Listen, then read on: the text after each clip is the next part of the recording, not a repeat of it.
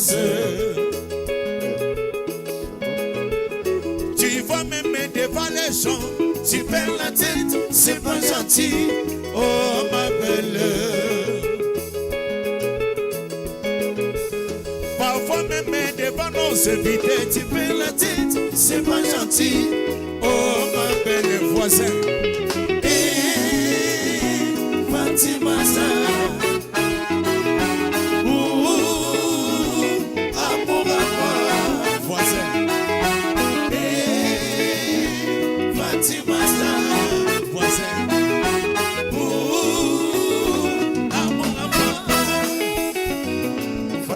Je suis tombé fatigué, je suis déçu, fatigué. Une fille comme elle, elle m'a fait tourner la tête à cause de sa beauté.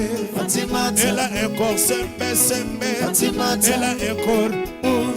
Je suis tombé malade, oh voilà moi traumatisé. Elle est moi que les banquis, le banqui de Yamoussoukro. Non, Fatima,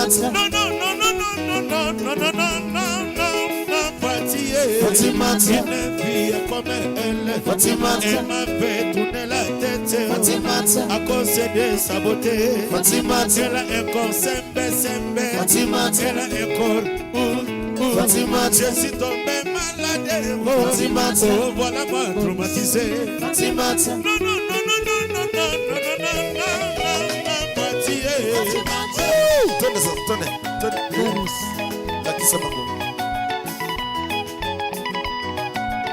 Hey! Boris. Kabisa.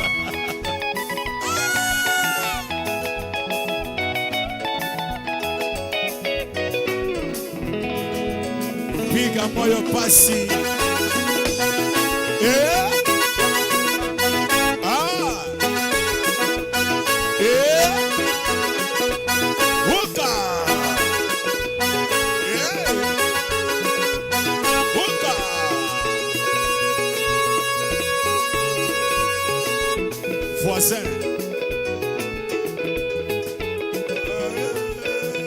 Voisin. Aïe. Yari, yari, yari.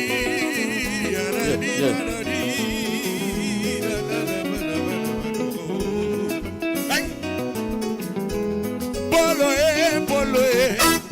Bola songi Kinshasa. Bola songi Kakamega. Bola songi Nambusia. Bola songi Nairobi. Bola songi na Paris.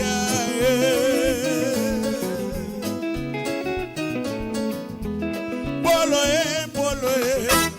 Bola songi Kinshasa. Bola songi na Amerika. Bola songi na Belgique. Bola songi Ninga. Yebiloko.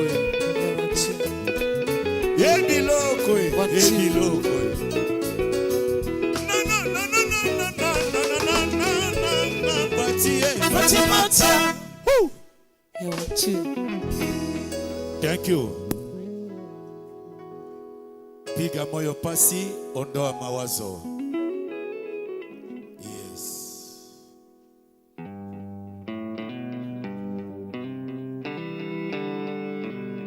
Uncle Fred.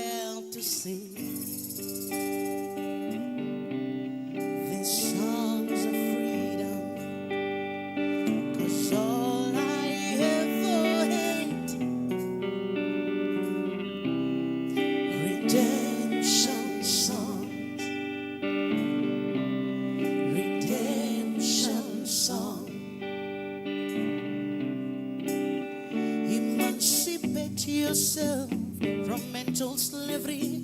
None of ourselves can free our mind. Have no fear for atomic energy, 'cause none of them can stop all the tide. How long shall we kill our prophets while we stand aside and look? Some say it's just a part of it. We've got to fulfill Jabuk. Won't you help to sing the songs of freedom? 'Cause all I ever had, redemption songs, redemption songs.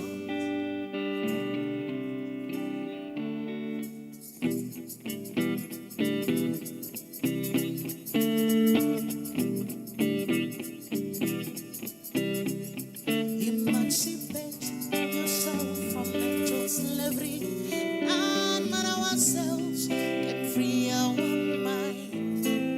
Have no fear for atomic energy, 'cause none of them can stop all the tide. How long shall we kill our prophets while we stand aside and look? Some say it's just a part of it. We've got to fulfill Jabuk. Won't you help to see? Thank you.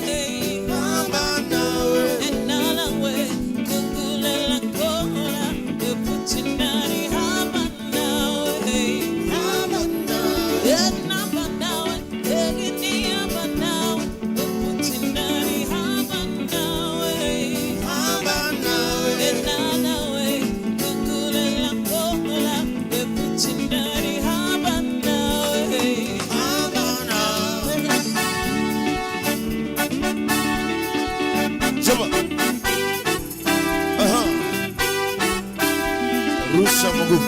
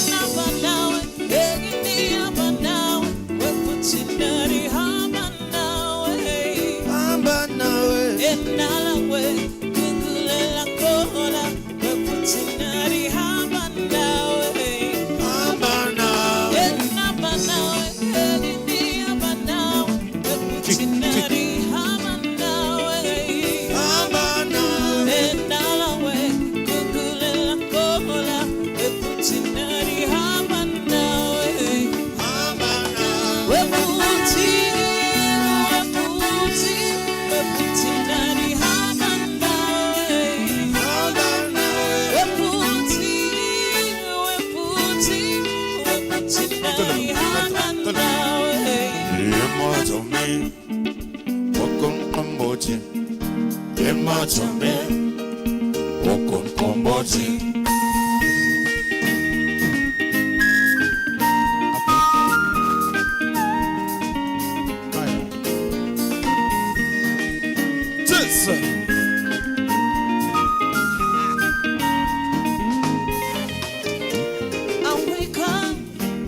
Every day to make my being. Wake up early every morning to please my people with African beer.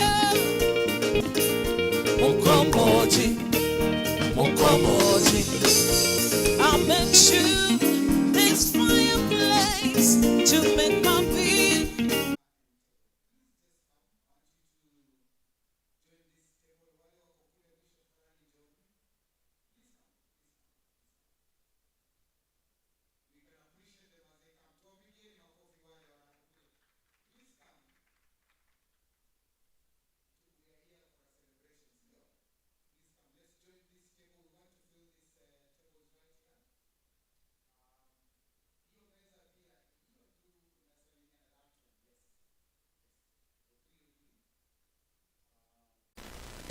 Mungu twaomba uilinde Jumuiya Afrika Mashariki, tuwezeshe kuishi kwa amani, tutimize na malengo yetu. Jumuiya yetu sote tuilinde, tuajibike, tuimarike. Umoja wetu ni nguzo yetu, idumu jumuiya yetu. Right, I want to tell you a story. So listen very carefully as we do this story together.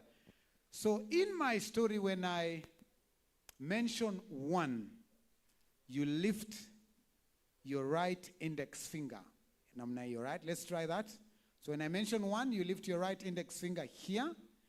When I mention 2, you put your left palm on top of your neighbor's right index finger. Well, is that complicated? So 1, 2, this is what you do, but you put it your left hand, all right? Because we have number 1, number 2, number 3. Idi wapi makofi ya Idi? Idi amekamata vice chairman vizuri sana. Na chairman Idi amekushinda. Hajakushinda. So let's do it one more time. So one day 10 years ago a beautiful Sacco was set up, you know, and 2 people came and sat together. A 3rd person joined them. Oh, you were waiting. All right, ladies and gentlemen, jipigieni makofi tafadhali. Thank you very much. Lovely. So at this point, I want to invite... That's how rich you are. Imagine if you're just alone. Not alone ya kukopesha peke yako. If, because you know, depending on the theme of the meeting, you have to be careful when you speak, what people can pick. In Saccos, people are used to loans. So when you talk of a loan, somebody may think it's a loan of the Sacco. But I mean a loan of the individual. If you're just alone, you would not have reached this one.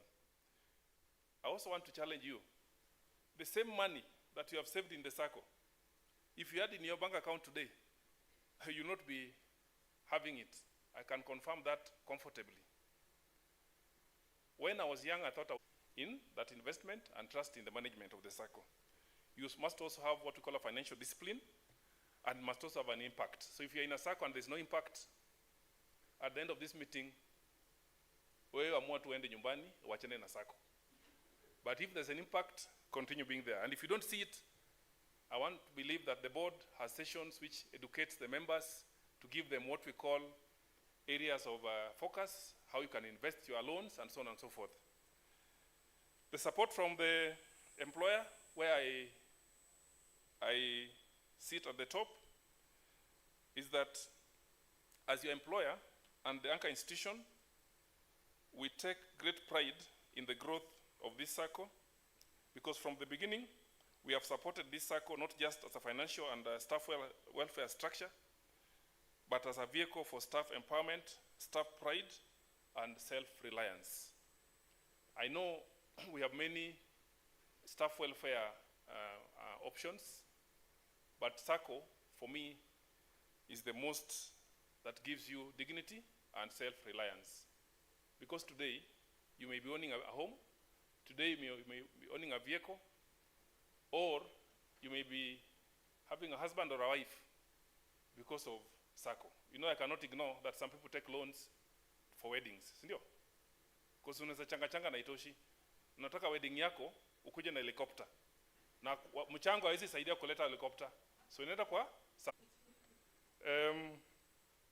so we have also streamlined payroll remittances and encourage staff participation. We have worked with you in this journey because we believe in the Sacco movement, and we believe in you, the staff who are our most valuable assets. I want to commend the leadership of this Sacco, those who have been there before, and those who are here today. That's the past and the present. I want to recognize, I think currently, the board of this particular institution is being led by none other than CPA James Kilonzi, who in his other job is a general manager, but here is a board member. The CEO of that particular Sacco is CPR, nanchanganyishanga kidogo hiyo, Paul Karaoke, for Natcon going forward. I am sure there'll be a few, I've looked at the program, there'll be a few awards, and please make sure you compete to be in the list of those to be awarded every time there's an award, especially for the best savers. You're not just saving for the best saver, but it's also a way of proving that you can have financial freedom. It is encouraged that every member of staff should be a member of the Sacco, as it also promotes the culture and saving of and investments. I want to talk about this for a minute or so, because when I look at the number of staff, we have over 500 currently. The secretary to fill a form. Natcon. And in a few years' time, you will see the benefits. That's the challenge I want to leave you. Remember, every day you're becoming old. Every day you're moving towards retirement. When you retire, what will you count that you left as part of your savings? It is this savings that will help you to have a financial freedom and a secure future in terms of savings. You know, some people, they say they're investing in their children. Yes, you're investing in them so that they come. And also thank you for leadership, to the leadership team. And to every member, thank you for believing and for saving and for building this community. On behalf of National Construction Authority, where I preside over as the accounting officer, I extend our heartfelt congratulations to the entire Natcon staff Sacco family. May you continue to grow, to serve, and to shine as a beacon of financial empowerment and unity for the sake of your own individual development and the development of this country. Happy 10th anniversary. Director here, and also ED, so that the director can present the tools. Yes, Karibu.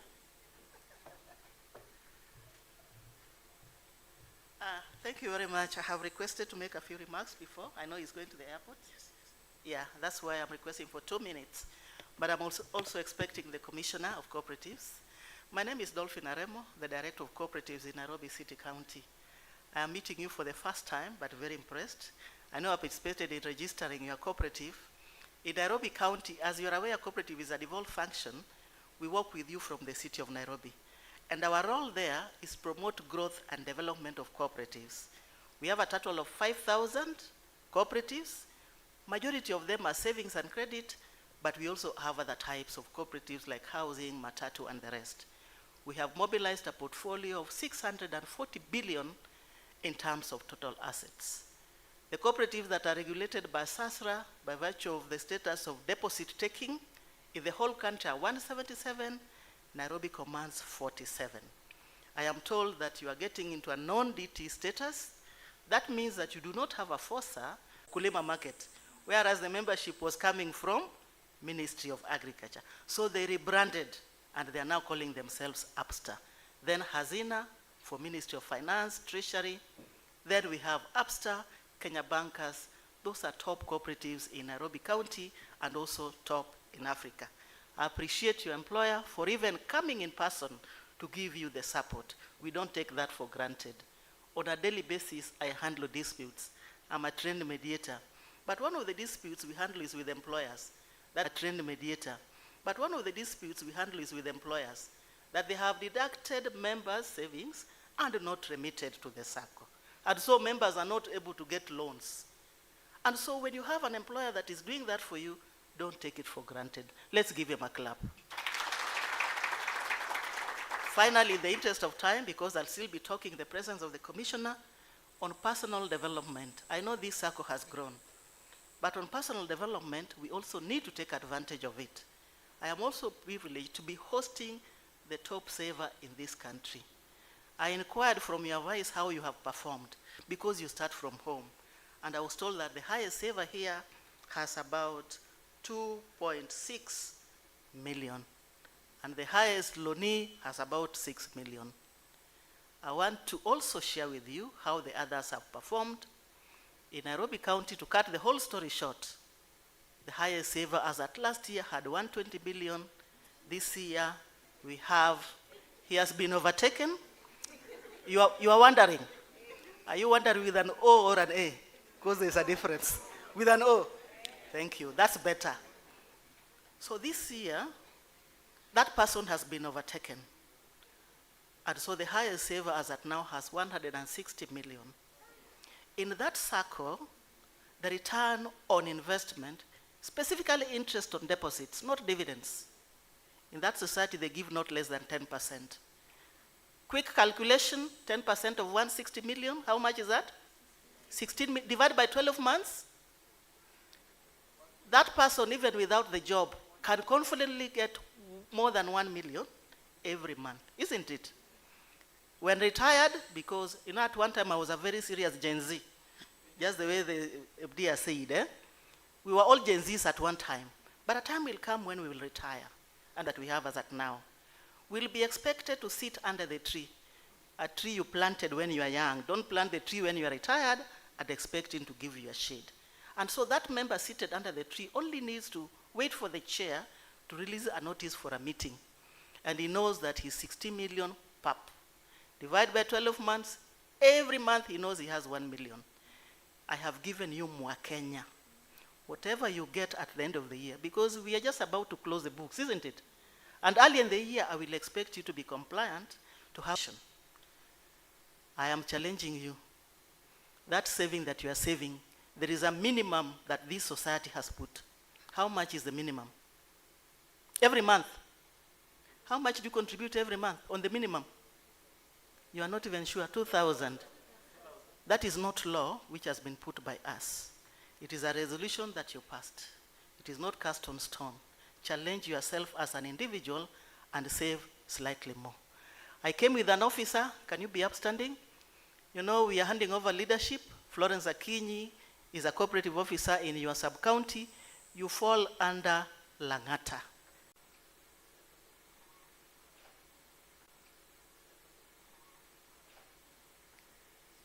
And I want us to do maths, tufanye mahesabu kidogo.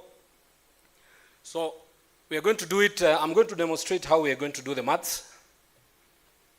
So 1, nafanya hivi, 1 plus 1 is equal to, na usifanye ati hivi, fanya is equal to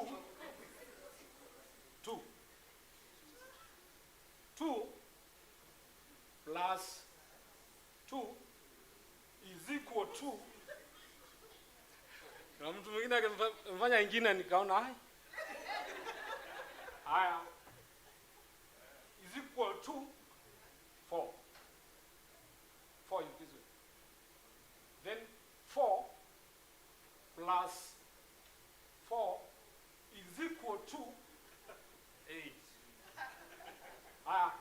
tuanze. Twende pamoja na unaongea. So 1 plus 1 is equal to 2. 2 plus 2 is equal to 4. So 4 plus 4 is equal to 8. You may sit. Thank you so much. Now, the country, you're aware that we have the country, you're aware that we have membership and we have offices as authority across the country. In a decade, we have, number one, grown member deposits from a few hundred thousands to over 100 million. Issued loans to over 100 million. Issued loans worth 68.5 million. Empowering 68.5 million. Empowering members with access to affordable credit. Expanded our total assets to more than 117 million. Grown annual revenue to 11.6 million, a clear marker of sustainability. Even more encouraging, our commitment to member value remains unwavering. Dividend payout has grown fourfold from 5% in 2017 to 20% in 2020. Yes, we have about 5 of them present, including myself. Situwapigie makofi. You may sit. Then we have some long-serving members, and here I want to appreciate members who have, for one reason or the other, left the authority, but they remained members of Natcon Sacco. I've seen a few of them. I don't know whether John, you are around. Yes, John. Situpigie John makofi. So John left us, got another job elsewhere, and is still with us. And we have others. We have, where is deduct your money through the payroll, and we appreciate the authority for ensuring that that money is remitted on time. I cannot forget to thank the authority, ED, and the board of the authority, because I remember when we went to the board to ask that we be allowed to start a Sacco, it is a paper that we wrote. We wrote as a paper as a department. We explained what we wanted, and that approval, I know Mr. Lukuba had, and that is where he put up his home. Of course, he finished paying that, and he took another loan, and he built a home. But after he retired, the next plot, which he bought using a Sacco money, it was actually before he retired. The next plot was being sold. So he decided, because it is next to mine, I want to buy. And guess how much he took from the Sacco to buy that plot? 4 million shillings. So he bought the first one at... So I had something for you. So for the next few minutes, we'll watch this. There's quite a bit of dancing and celebration as we continue. So I hope we are ready with that. Thank you very much.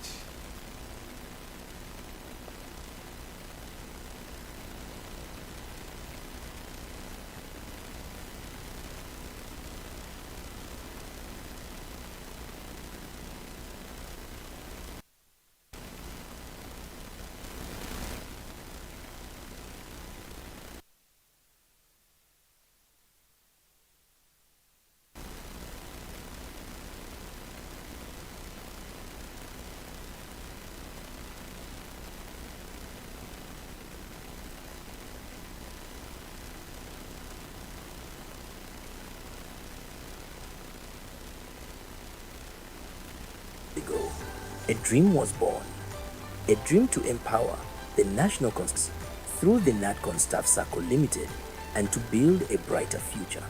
Today, we celebrate a decade of perseverance, growth, and success.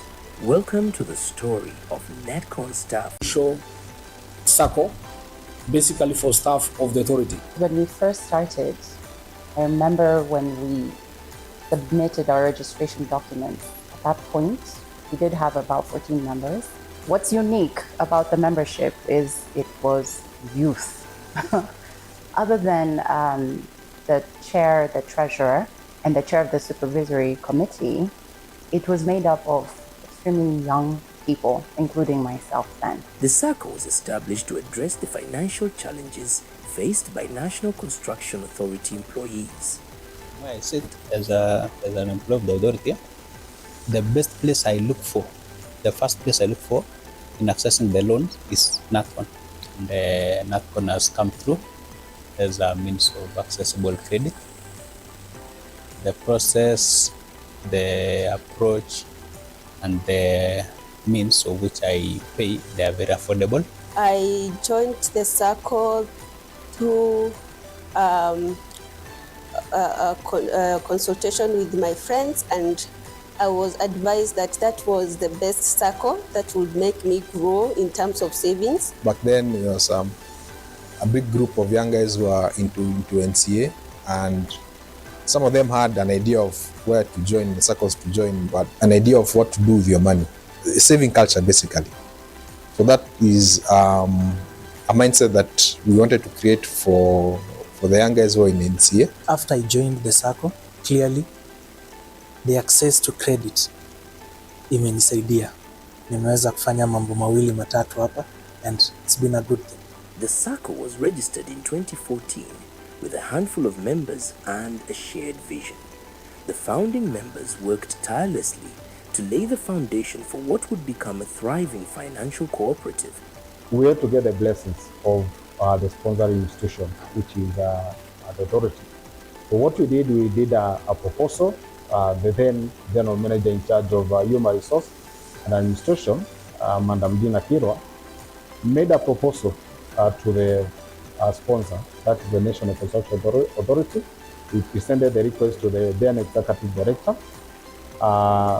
who gave his blessings, and after that we took it to the board for adoption or ratification of the same, so that whatever staff do, it has the blessings of the highest decision-making body of the authority. The Sacco generally started in the year 2014 when we had just started the authority. Of course, the authority started in 2013. And I remember the process was being steered by our former CEO. And I remember we discussed a bit about even the name. That was actually done in the year 2014 in August. So the members were tasked to come up with 4 names, suggestions.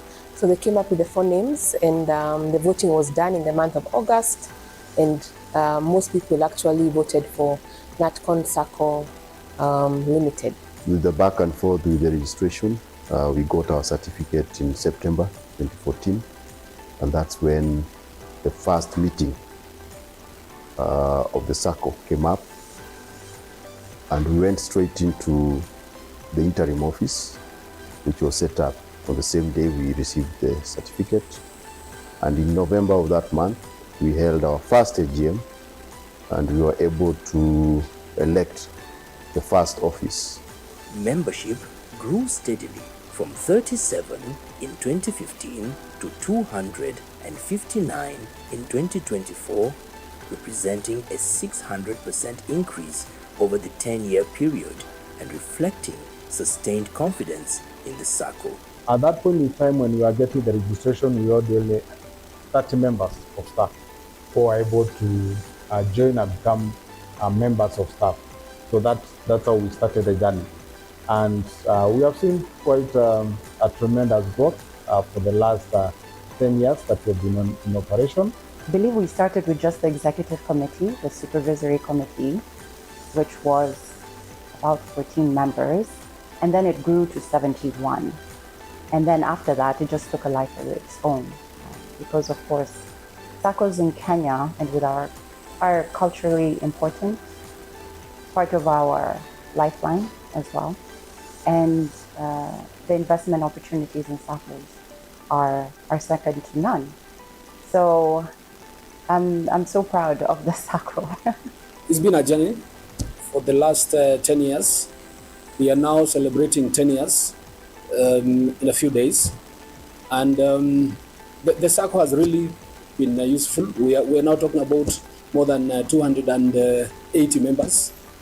We started with only 30, and that's quite a good number. Over the past 10 years, the Sacco has evolved from a small, modest financial institution into a well-capitalized and efficiently managed entity. One of the critical pillars of this transformation have been its increasing operational efficiency, reflected in the growing gap between income and expenses. Previously, I was the chair credit committee, where I oversaw the processing of the loans to members. And one of the things that I focus as the chair credit committee is coming up with procedures of evaluating loans in the right way, and also ensuring that we came up with different products for the members. We have done investments, of course, with low risk. We have money in the money market, around 26 million. That is able to give us money that we do our operations with, which is at the tune of 2 million. Therefore, the monies we get from loans interest is money that we plow back to members, and that's why we are able to pay 8.5 on interest on deposit, which is one of the highest in the market if you check around Saccos with similar asset base. The Sacco began paying interest in 2017 and has consistently increased the payout from Kenya shillings 743,000 in 2017 to over 8 million Kenya shillings in 2024. Another area of growth that you have witnessed within this period is actually the payment of interest and dividends to our members. When we started in 2014, we took 4 years for us to be able to pay the first dividends, which was actually at the rate of 4%. And now we have been able to grow that to 8.5%. That's more than double the rate. And the first 4 years, there was no payment of interest to members. At the same time, in terms of dividends payment, we started with 5% when we started after the 4 years. But that has grown to 20% in the last financial year, which we paid dividends. At the AGM of 2018, we paid out our first interest on deposit, which was 4.25, and the dividend was 5%. So the members received their interest on deposit, but for dividends, we decided to plow back because our share capital is at 5,000 Kenya shillings for 250 shares at 20 shillings. And as a Sacco grows, there's what we call the core capital, which needs to reach a certain amount. Therefore, we made a decision, keep accumulating these dividends so that your share capital grows with the Sacco as it grows. Nimekula ka dividend kamoja so far, but haikuwa kubwa. You know, I think you understand how the whole thing goes. The more you have, I think the more dividends you earn. So mimi so far nimekuwa pale for 1 year, and I've been saving something. The Sacco showed impressive progress in its lending operations, becoming more effective at turning member deposits into loans over time. There has been steady increase in member deposits from 2015 onwards, translating to positive growth and increased level of confidence by members in patronizing the Sacco credit facilities. The first time in the first year, we could not give out loans because that's the year we started our mobilization. And the first savings were in the tune of 200,000 Kenya shillings. And also the multiplier was 1.5. But in the third year, we now had enough funds accumulated the multiplier became times 3 of your savings, and you were able to give out loans. I've seen members being able to get affordable credit from the Sacco, and I've seen them grow. I mean, when we started, we were very few, and people were not able to borrow a lot of money because the savings were not as high. But with time, I've seen people borrow loans in terms of millions, which is very encouraging. I mean, you started, the first borrowings were like 200,000, 300,000, but with time, I've seen people borrow up to a tune of 6 million, which is very encouraging. The Sacco's total assets have also grown from slightly above Kenya shillings 6 million in 2015 to Kenya shillings 117 million and 300 in 2024, indicating strong asset accumulation and balance sheet expansion. If you look at even the deposits, now we've crossed over the 100 million mark. So even as we continue, we are aware that now we have to be under SASRA regulations. So we are also adapting as a board in terms of policies, documentation. Based on those solid foundations that we have been able to lay, we'll be able to continue that growth in terms of member deposits, which we started at 30. Now we are over 110 million. We'll be able to progress that kind of growth. And our hope is that at one point in time, we should be able to pay interest on deposits at in double digits, 10%, 12% going forward. That's what we're looking for. Our dream is to reach the circles of big boys, around $1 billion there. But with 100 million is a big milestone for us, because now we have even moved to be under SASRA. Currently we are under the cooperatives, Ministry, all circles are there. But once you reach 100 million and above in savings, then you move into the radar of SASRA, which also requires more financing, which requires more compliance, and which we are prepared. We have been doing that all along. Just a matter of now getting the license to become a non-withdrawable deposit-taking Sacco. We have overcome obstacles and celebrated successes. From launching new products to expanding our services, we have stayed focused on our members' needs. I think the biggest challenge that we have been able to deal with is actually membership. That remains to be our biggest challenge. Reason being, as I've said, majority of our staff quite young, below that 5 years of age, so they may not appreciate the benefits that come along with a membership in a Sacco. Starting a Sacco is not easy, especially because it has to be approved. As I said, it had to be registered by the Ministry of Cooperatives, and then now convincing members that this is a new thing. You know, these are now officers that you're trying to tell that you can trust this organization, this Sacco, to keep your money. There was a very big challenge when it came to loan application because the members are not located at the headquarters. Some of them are far away in rural areas, and this transformation has seen seamless application of loans by the members who are not around the headquarters. The challenges, of course, with the numbers we have, over 280, against that membership, you realize with a multiplier of 3, it means that members have reached what we call a saturation point, or you might not get guarantors in good time as the wish may be, and that has been our greatest challenge. We have tried to improve on that by making sure we have a good number of members joining, good new recruitments. We have experienced outstanding performance and commitment to our members.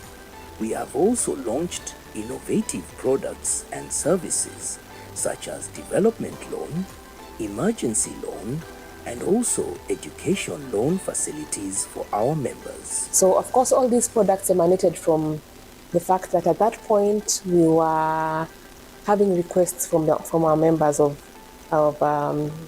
sources of funds. One, the development fund is because we were at an age where most of our members wanted to probably build houses, buy property, buy assets.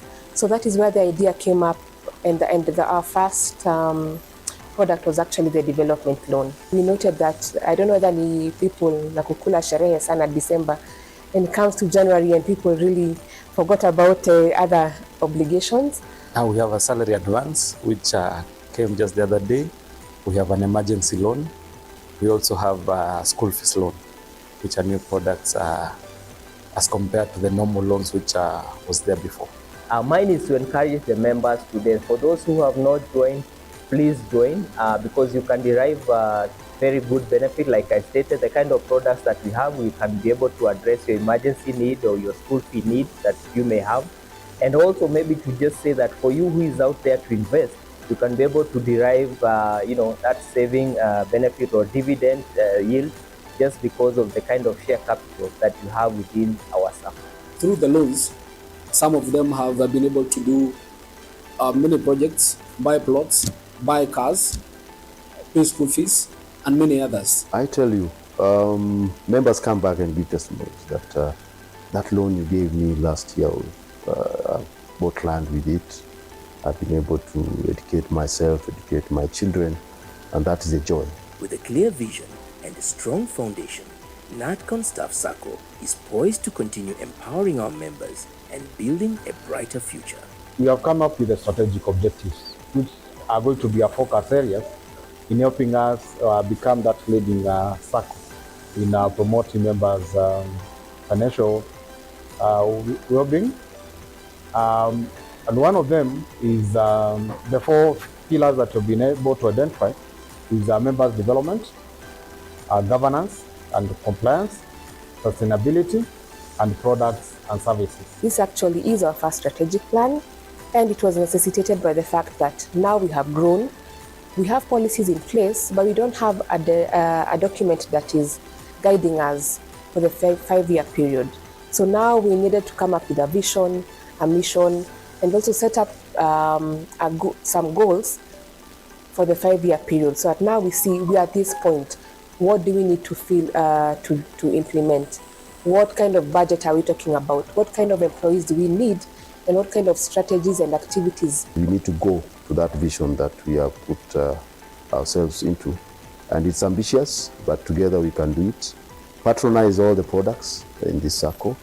Be a good ambassador to the rest of our colleagues and out there as we open our bond so that they can join. The bigger the number, the better for us, the better the resources. Yes, we are housed in NCA. Where do I see ourselves in the next 5 or 10 years? We are going to house NCA itself. NCA is going to rent from us. That's the kind of vision I have for this Sacco. Do you know where we currently sit? We sit in a building that is financed by a pension scheme. I'd love our staff Sacco to do the same one day. In fact, to house the authority's headquarters. I believe that there are so many opportunities in real estate, in other alternative investments that the Sacco can take advantage of, and also just for the prosperity of our members. As we celebrate 10 years of empowerment, we thank our members, staff, and partners for their unwavering support. Together, we move forward, stronger, smarter, and more united than ever. Happy 10th anniversary, Natcon Sacco. I am so proud of you, members.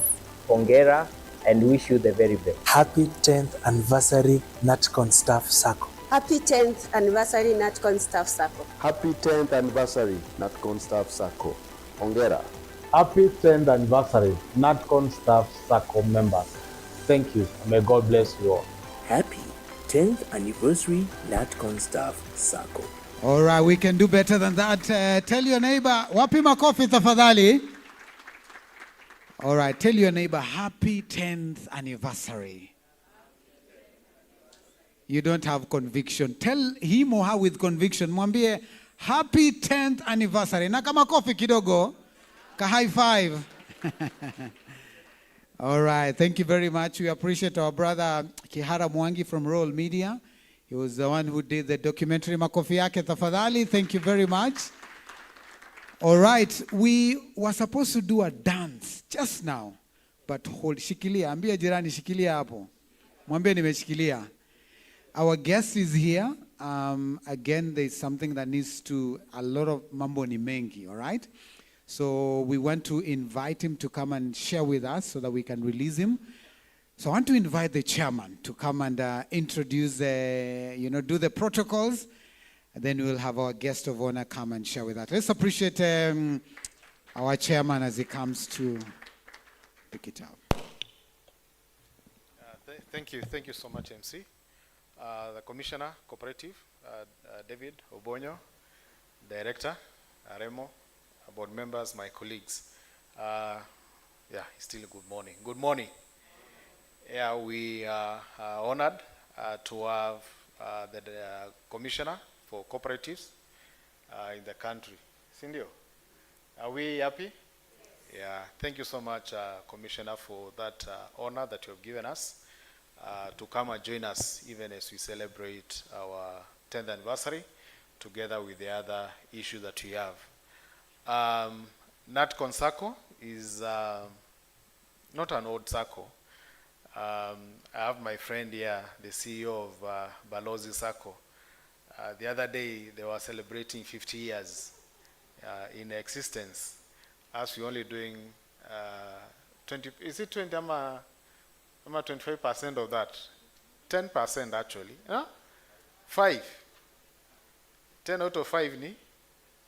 20%. Yeah, we're only doing 20% of that. So we have a long way to go. And thank you for seeing it fit to come and join this young baby that is still learning how to walk. I know as you come and share your remarks, the kind of world of experience that you have, you'll say a word that will somehow jing us and jack us back to the road and also inspire us. If our brothers have done 50 years, I think I also saw UN Sacco, they were doing 50 years as well. Yeah, and I know the likes of Azina, the one that director here mentioned, they have done 60 years plus because they were formed when we got independence. So my members, we have a long way to go. Yeah, and the good thing is we have people who are ready to work with us in this journey. So we are really honored. Sacco was formed 10 years ago in 2014 to be precise. It's composed mainly by staffs of the National Construction Authority, which is also a young institution. We celebrated our also 10 years anniversary in 2022. So it's also a young institution, the authority, which was established in 2012. So that's how we are. In terms of membership, commissioner, we started with a membership of around 30, but that has grown over the years to the current membership that we have, which is over 280. There's great potential for us to grow, and that's one of our key focus in our strategic plan that we are launching today, that we want to grow this membership to not less than 500. That gives us an average of 50 members in every year for the next 5 years. And we believe, together with the members who are here, who are actually the ambassador of the Sacco, that we are able to achieve this target. So that's one of the key focus for us as a Sacco. I think you have seen it in the documentary, the aspirations that we have, even in terms of investment. Being able to mobilize savings of not less than 500 million for the Sacco within that intervening period of 5 years. That's our target. And that will give us a firm foundation to be able to achieve some of those things that our members talked about.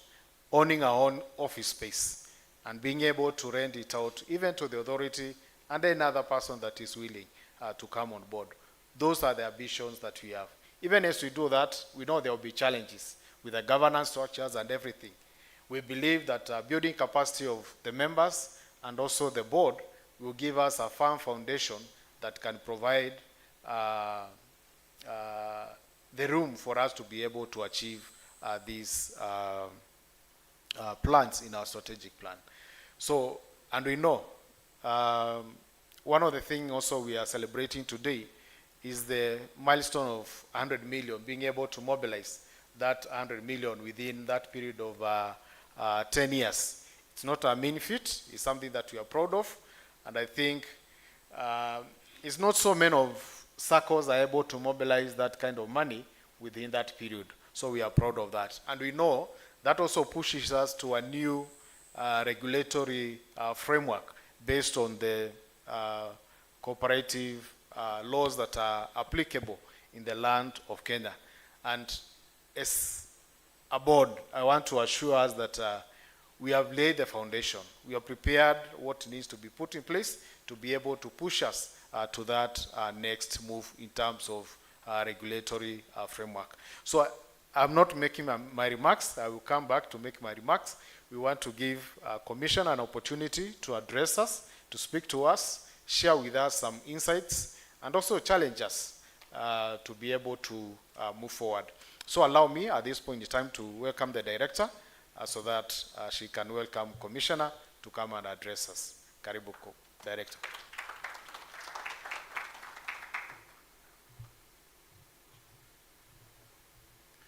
Thank you very much, Chairman and your board. Once more, good morning, cooperators. Good morning. Let's be jovial a little. Thank you very much, Commissioner. We welcome you to this society, specifically located in Langata Sub-County. We are privileged today that we are having the national government and the county government. We work very closely with the Commissioner. Commissioner, when this society was registered 10 years ago, I think I was a newly appointed director, they had a bring to grow into a big society. And that is why the chairman has indicated they are just about to get into SASRA to be regulated. The non-deposit taking SACCOs in this country are around 180 and Nairobi commands 135. So we welcome you to the club of the cooperatives being regulated by SASRA. The deposit taking cooperatives in this country are about 177 and Nairobi commands 47.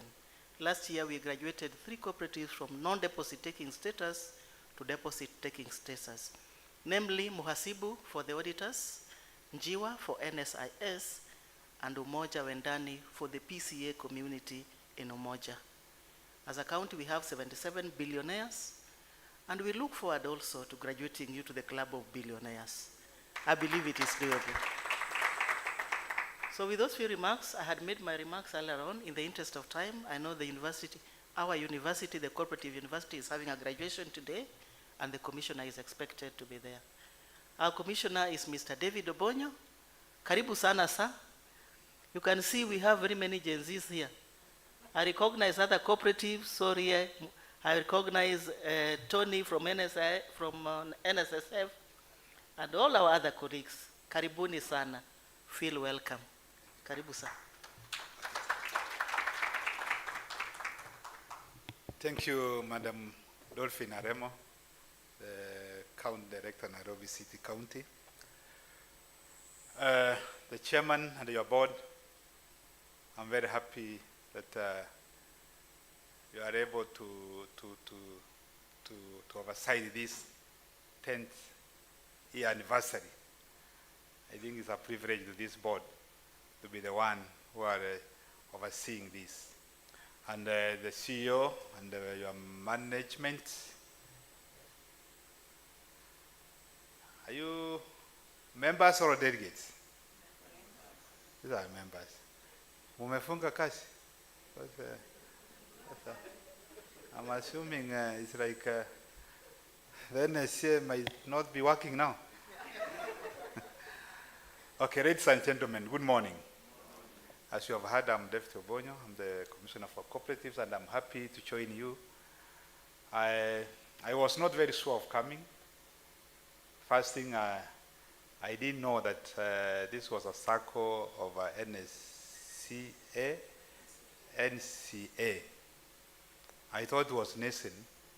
When I saw the word Natcon, I thought it was Natcon Sacco that I've rebranded.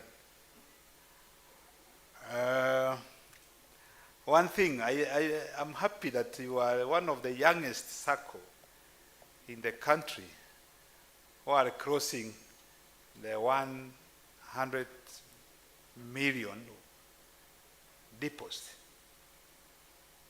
It's very rare to find a Sacco just has survived for only 10 years and already they want to move to the regulation. You know, once you are 100 million deposit, the next year you will be called something else. Your name will have to change. You will have to be now an Nditi Sacco. Thank you and congratulations for that. I'm told that you are celebrating 3 things. 1, the anniversary, 10th anniversary. Number 2, you are having your first strategic plan. You are going to usher in, to launch. And that's really great. And this is one of the Sacco with the very young people. You know, Saccos in this country, they are more associated to old wasses like me. Lakini here I can see mko young, Gen Z wako wengi. And I fear Gen Zs because mnatupeleka speed sana. So chances are, even chairman, msimupeleke speed. I know I can look at your overview of your strategic plan. The chair has mentioned that you want to move from 208 members to 500. Chairman, that's too low. 500 is too low. It's too low. Target something reasonable. 500 is not reasonable. That's just like, you know, we are at Muse from my village there. Kukutencha. He had a family of more than 500, so that would be just like a Kukutencha family. So target more. And number 2, don't limit yourself to the employer. It's not a must. You know, here you are talking about business. When you are talking about business, don't look at who is my brother, who is my sister. Even include your cousins. Include your uncles, your aunties, so as to make business sense. What am I trying to say? Rather than concentrating your membership, okay, for a start, I know it's good. You want to confine yourself to people you know, so that you build structure, you develop confidence. But if you have to move to the next level, think outside the box. What is wrong, Chair, for you to allow some of your key partners you are working with, contractors, whom you know they have good reputation, why can't you allow them to become members? You know, money doesn't, pesa ni pesa. Tunaambiwa pesa, hata yule mtu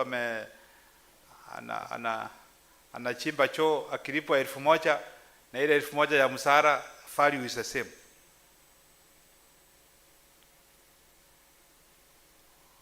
I'm trying to make you look at the business sense. Where you are headed to, the competition is so stiff. You are not going to operate like you know, when you are young, before you start school, unaenda kugrace mbuzi, ukirundi, unaenda kwa mami, unanyonya.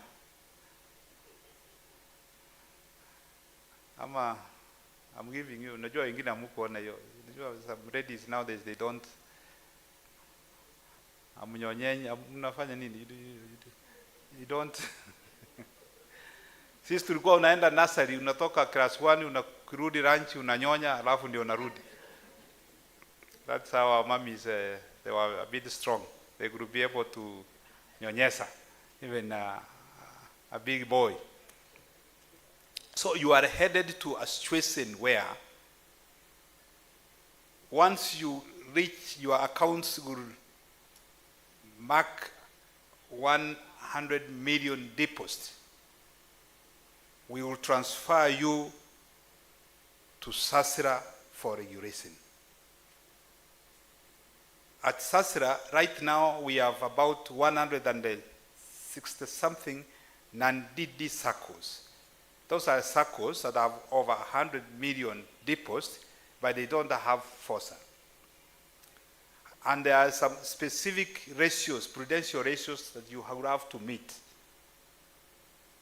That one is going to affect, you are not going to decide how much to declare dividends and interest because you have met surplus. We would have to say you have to meet this minimum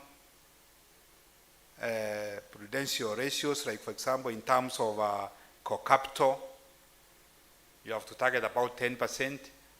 You have to provide for loans, bad loans, and several others. So at the end of the day, it's going to affect your cash flows. You are going to start competing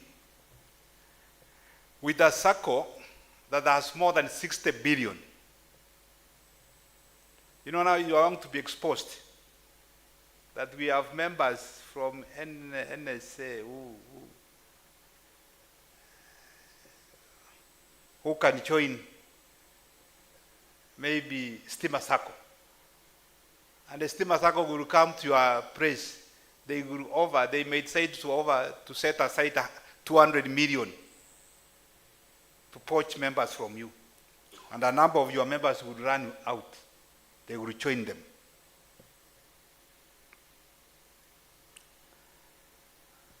You know, Madam, right now, the highest saver in Kenya is how much? 100 and what? 160 million. So it's like your entire Sacco. You are just about 60%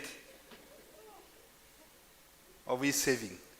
And you see, with these Saccos, with that huge amount of deposits, they are able to attract more members. And that's where you are headed to now. You are, during our time, when you have finished your O level and you are joining A level, you move from Siaya, then you are told go to another school somewhere. You are going to meet somebody from Nyeri, mwingine from Machakos. The competition changes. Ama namna gani? So even in your case, the environment is going to change. I wish that to encourage you, I know you are doing good. My friend, the one who celebrated 50 years the other day, he has gone through a wrong route to reach where he is now. Don't also follow the same. You know, I'm told that young people, they want to become rich overnight. Ukimwambia you have to take 10 years to be where you want to go, he wants to be there within a week, which is also good because life is so short. I know our old Saccos, they have gone through turbulences. You can imagine, he could tell you in the 80s, 90s, for him to pay his salary, he had to go to the director, by then the DCO, to authorize. He has to countersign a check for it to be encashed. Sasa nyinyi leo, you can decide to write a check of 10 million and then you spend the money. And the director may not even be aware. Some of these big old SACCOs, they have gone through a lot of mismanagement because everything was manual. You apply a loan, you are in Kisumu, you post the loan, you post the application through the post office. It will take a week to be in Nairobi. And the credit committee only meets once in a month. So unaambiwa ngojea next month. Kini nyinyi, saa hii mambo iko rahisi. I hope even loans are being approved online by system. You don't need to even to. Hakuna ile mambo ya kutuma kwa post office. You know, the other day my daughter was asking me, how you people, how are you surviving without a mobile phone? And I was telling her, forget about the mobile phone. Even telephone was only in the office. If you don't work, you may not even see a telephone gadget. So, you know, you are in a situation where the environment has improved, and that's why you need to grow so fast. Don't be threatened with what the old SACCOs, what they have achieved over 50 years. You can achieve what they have done in less than 20 years. Lucky enough, your membership, mainly I can see, is of quality members. About 100% of your members, they are people with a pay slip. Some SACCOs, they have mama mboga. You give a loan today, tomorrow and shift the kiosk from Kawangware to Satellite. Ukienda kutafuta loan, mtu ulipatia loan hayuko. So you are lucky. But I'm encouraging you to translate that opportunity into realities.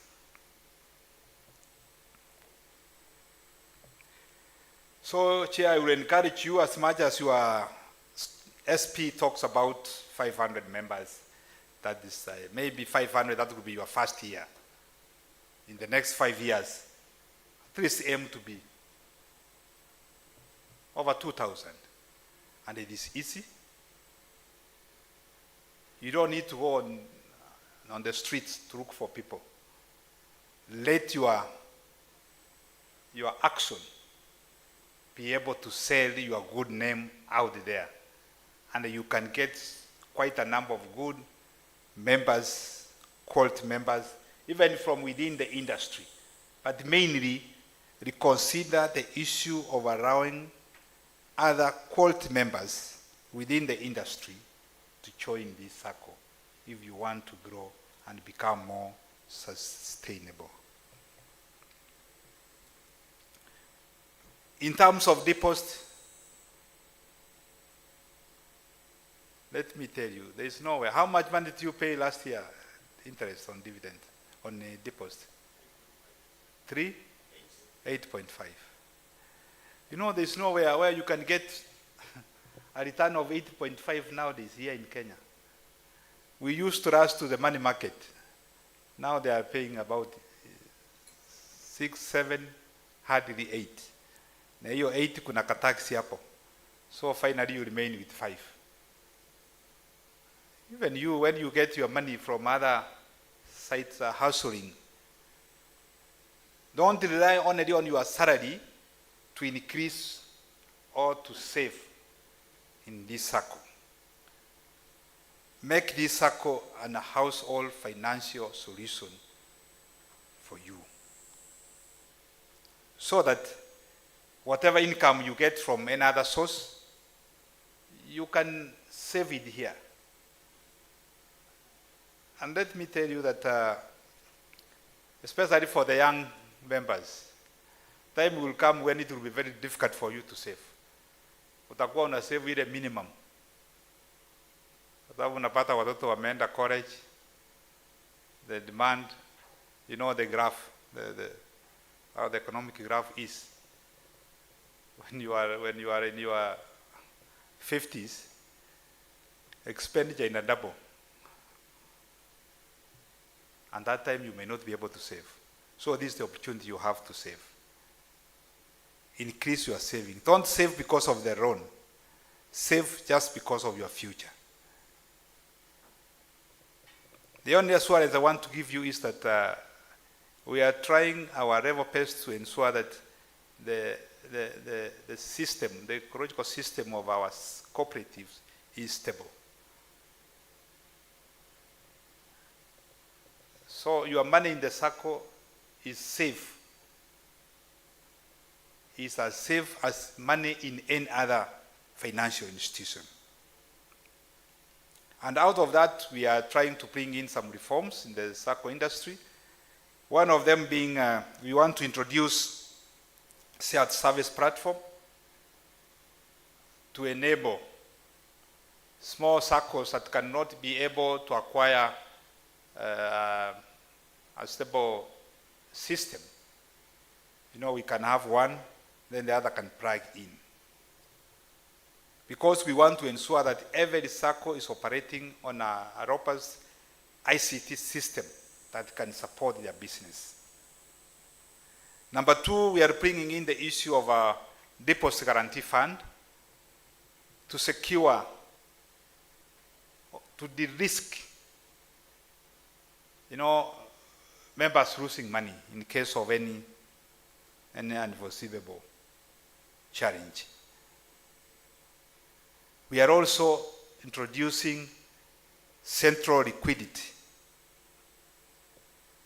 so that to enable Saccos to undertake inter-borrowing amongst themselves and also to participate in the national payment system. We don't want Saccos to be taking their checks to the commercial banks for clearance. We want Saccos to start clearing their own checks. So we are committed. Those reforms already we have done. The other day the minister appointed a committee of experts who have actually completed, they have given in their draft report, which is going to be subjected to the public for scrutiny. You will have opportunity to give your input. We want to make sure that our Saccos, they are able to operate and do business like any other financial institution. I want to mention that currently our Saccos have mobilized about 30%, 31% of our national savings. That 1% is not a mean achievement. So in actual, absolute figure, Saccos have mobilized over 1.2 trillion deposits.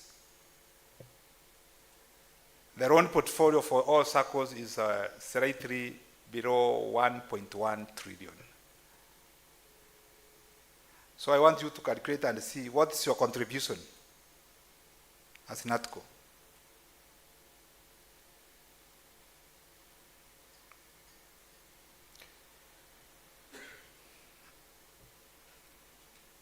The only issue I want to urge, especially the bond, you have been given a privilege to serve, to preside over resources from your colleagues who are your fellow members. Please let us ensure that we make right decisions. Let us make decisions that are member-centric, decisions that are going to enhance the economic well-being of members. I know we have had a few cases where some leaders have mismanaged members' funds. Lakini hiyo unajua ni ile ya wasee. Nyinyi as young people msiende kujifundisha hiyo tabia mbaya. Do the right things, manage the resources well, and at the end of the day, blessings will come unto you. So, Chairman James Kironsi, CPA, the Board of Directors, distinguished guests, ladies and gentlemen, it gives me pleasure to join you today as we celebrate a remarkable milestone, the 10th anniversary of Natcon Staff Sacco, and officially launch both the 5-year strategic plan and your rebranded website. This is a significant moment in the Sacco's growth story, a testament to commitment, discipline, and the shared vision that has carried this institution from this modest beginning to where you are now. Now taking bold transformation steps that position Natcon Sacco for the next level of excellence.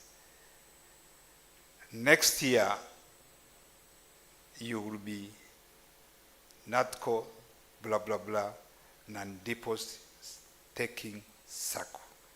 Meaning, you are going to start being regulated. Regulation here, doesn't mean that now you are not regulated, but you are going to start putting into place prudential financial ratios that are required, like any other financial institutions. Ladies and gentlemen, over the past 10 years, Natcon Sacco has demonstrated what is possible when people come together with a unity of purpose. What began as a small initiative of 30 staff members, as the chair had mentioned, has now grown into a strong member-focused institution that promotes saving culture, financial discipline, and economic empowerment. Your progress reflected the power of cooperative values that are self-help, democratic governance, equity, and solidarity. You have not only grown in terms of membership and assets, but also improved service delivery by introducing innovative products and strengthen your internal systems. As we mark this anniversary, let us also appreciate the dedication of the founding members, the leadership of past and present board, and the unwavering trust of your members. I believe, Chair, amongst us, maybe we have a few of the pioneer members who started this Sacco. Because these are the people who are the vision, and it's good for us to embrace them. Because without them, we could not have had this Natcon Sacco. Honorable members, today's launch of our 2025 to 2030 strategic plan marks the beginning of a new chapter, a good strategy, which is just more than a document. The SP is not just a document. We need to internalize what are our key deliverables, what are our key targets that we want to attain after 5 years. This is a canvas that guides decision, aligns priorities, and sets clear path of sustainable growth. You know, with an SP, it means it's our reference document. Whenever we are making decisions, whenever we are making resolutions, we need to see that we are aligned. But let us not make it a doctrine that we cannot adjust our targets as we move on, because obviously things continue changing.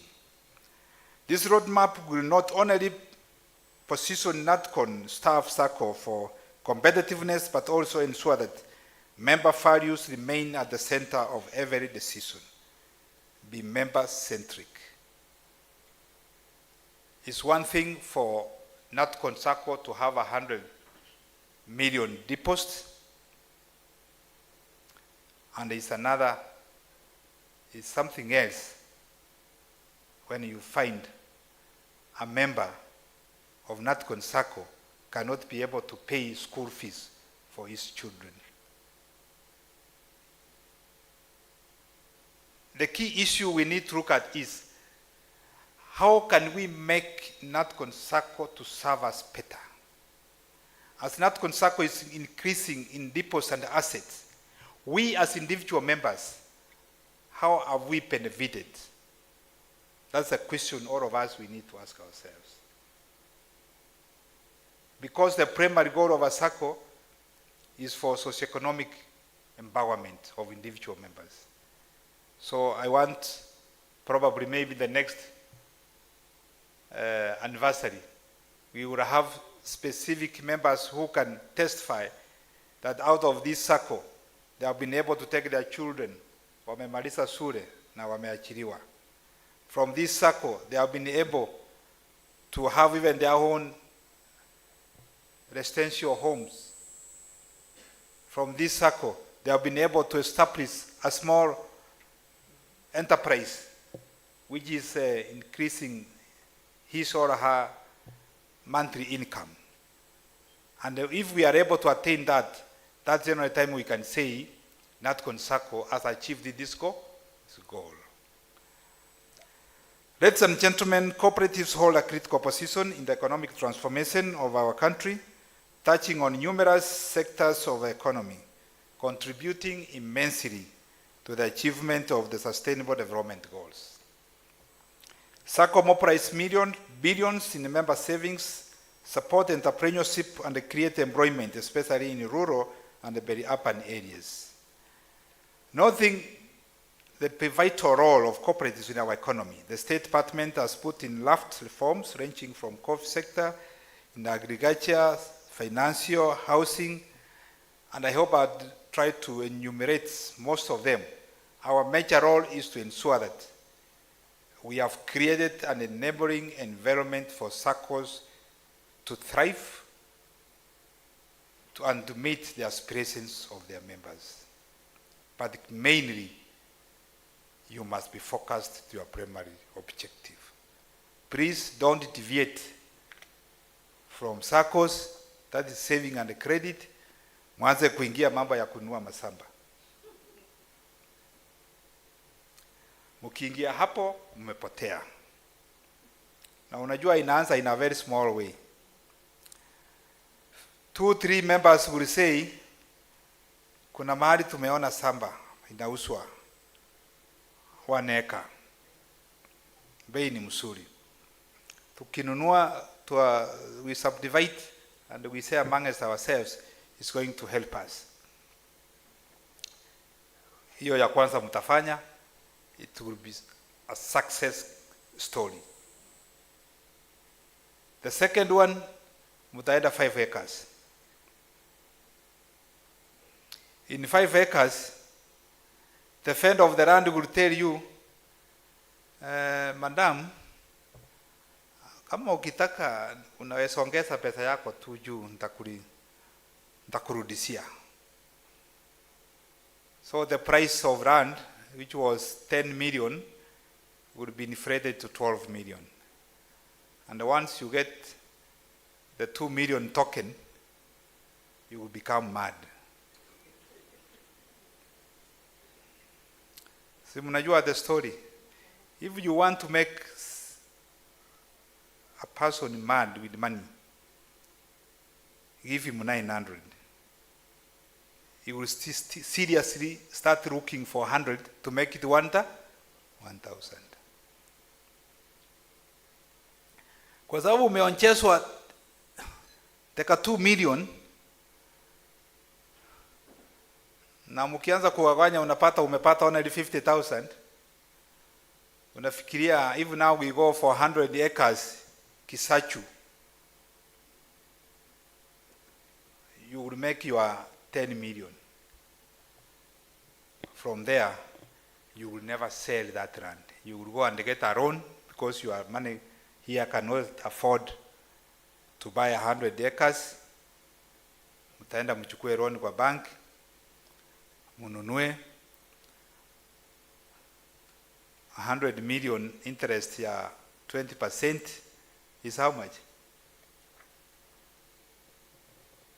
20% of 100 million is how much? 20 million? That land, the loan will attract 20 million interest every year. You will take 3 years by the time hata mumalize subdivision. Hakuna kulipa loan. After 5 years, the loan has accumulated to over 250 million. the price of the rand, because you inflate it will be above the market rate. Nobody is going to come to buy the rand. Ultimately, the rand will be auctioned by the bank, and all your deposits will go. And you will start complaining to the commissioner that our money tuliweka Natcon Sacco wamekataa kuturudishia. Now you want the commissioner to solve a problem. When you are going to buy land, the commissioner was not there. What do I want to tell you? Stick to your primary objective of saving and credit. Kama mnataka mambo ya masamba, register another different cooperative ya kudili na mambo ya masamba. Pesa ikiungua, iungue huko kwa samba. Lakini saving yako ikae ikiwa kwa Sacco.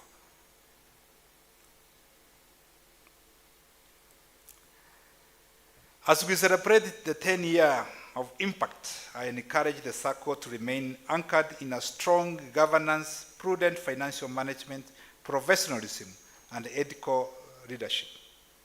The next decade will demand innovation, resilience, and a deeper commitment to member-driven growth. Let this anniversary not only be a celebration of past achievement, but also a call to chart an even more ambitious future. You know where you are. The strategies you had put in place have brought you this far. But going forward, you have to change the gear. You have to disengage the gear. Maybe you may require to do your things differently in order to go where you want to be. As I conclude, as we commemorate this 10-year milestone and begin a new strategic chapter, I extend my best wishes to the board, management, and the members for the continued success.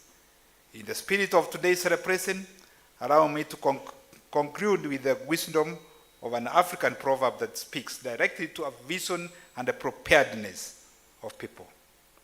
Tomorrow belongs to the people who prepare for it today. We can only celebrate tomorrow if we are able to prepare for it today. May Natcon Staff Sacco continue preparing today for a future of innovation, growth, and empowered membership. With these remarks, ladies and gentlemen, it is my humble duty now and honor to officially launch the 5-year strategic plan and the rebranded website of Natcon Staff Sacco.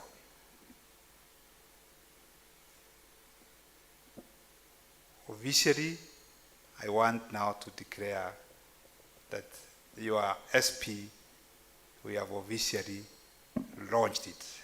Thank you, and may God bless you. Asante sana. All right, we will ask our guests together with the chairman just to move to the other side so that we can, our guests, you can come through this side. Thank you very much. Let's appreciate our guest of honor, tafadhali, kwa makofi, together with our vice chair. Doreen, kindly, let's just move there so that we can do a bit of celebration as we do this. DJ, I hope you're ready. Together with the band, karibu sana chair. And we're going to do a countdown so that we have a celebration together. So ladies and gentlemen, you will help me do the countdown as we do the unveil of the strategic plan and the rebranded websites.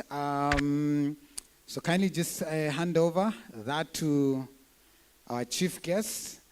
Are we ready for the countdown? Let's come to this other side kindly because of this hatutaki muchomwe. Oh yeah, let's just move away from there. All right.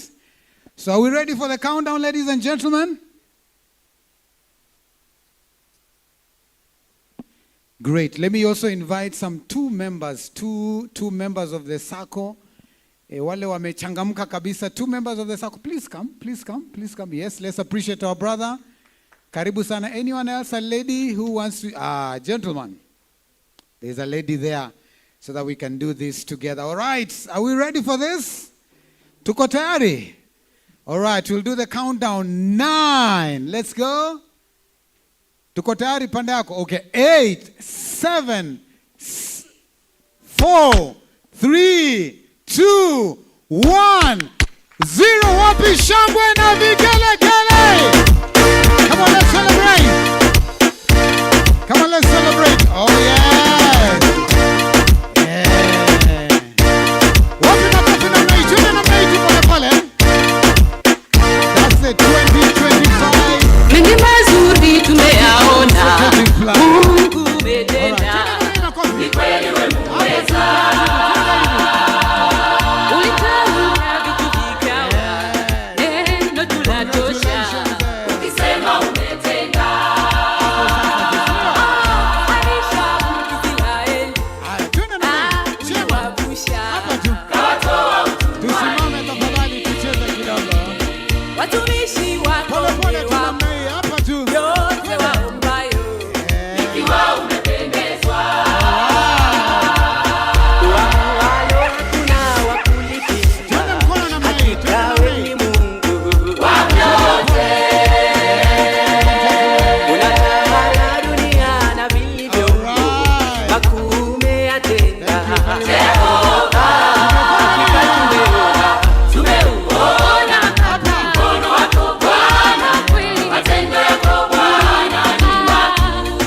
Na umetutoa mbali, ukatushika mkono mahali uliona pekee. Chini hata chini. DJ, inaonekana kanisa limeanza, si ndio? Tuendelee kumsifu Bwana. Thank you very much, ladies and gentlemen. Let's just do one more celebration. One more celebration as we do a few photos here. Let me just ask the board members together with our guests, as we do a celebration, a quick celebration right here, as we do the photos. Thank you. DJ Sawa too. The board members, tafadhali. Vice Chair, come this side.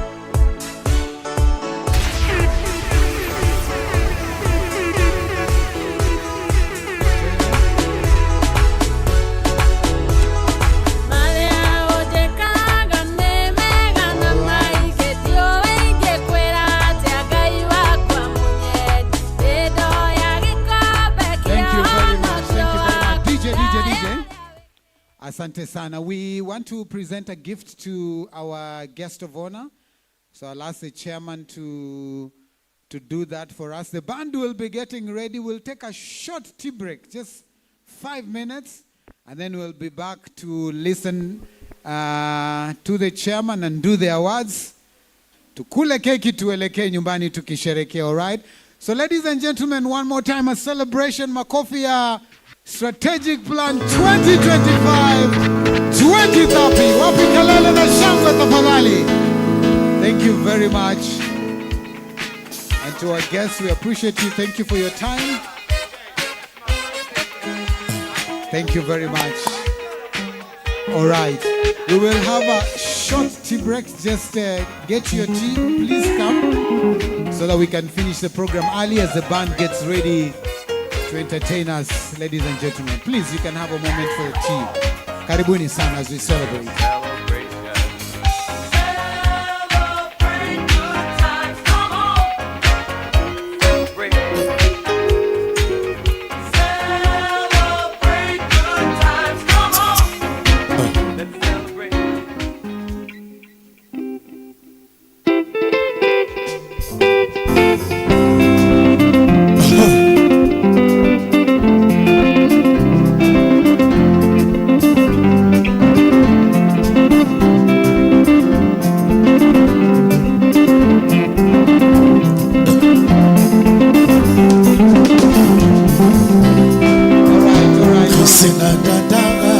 Thank you very much. All right, ladies and gentlemen, we have very few minutes. We have 2 serving points. Get your tea. Come back very quickly. There is lunch. Tafadhali kumbuka kuna lunch. Kwa hivyo ukichukua chai, chukua nusu kikombe, usishibe ile ya snack. Sawa sawa. Chukua chai yako kidogo tu kuja, as the band entertain us so that we can keep continuing. Karibu sana.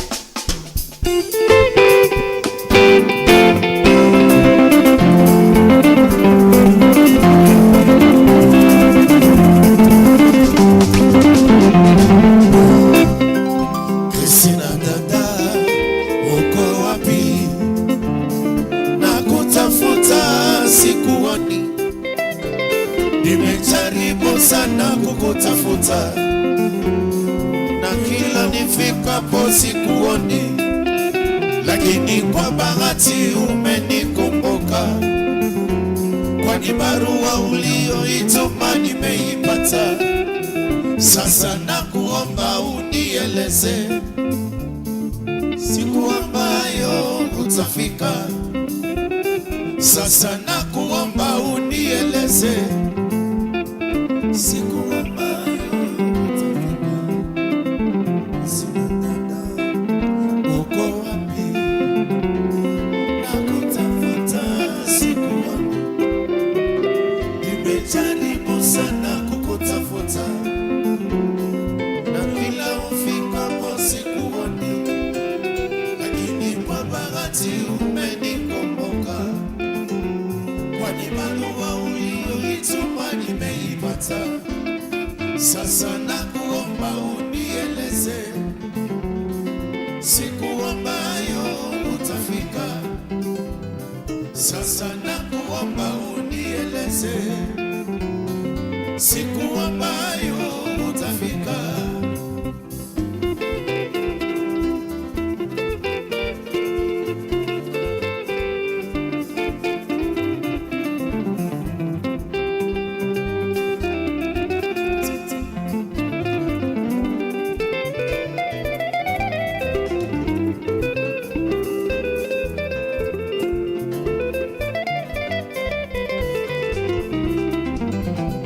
Sina dada, uko wapi? Nakutafuta sikuoni, nimejaribu sana kukutafuta, na kila nifikapo sikuoni, lakini kwa bahati umenikumbuka, kwani barua ulioituma nimeipata. Sasa nakuomba unieleze siku ambayo utafika. Sasa nakuomba unieleze siku ambayo utafika.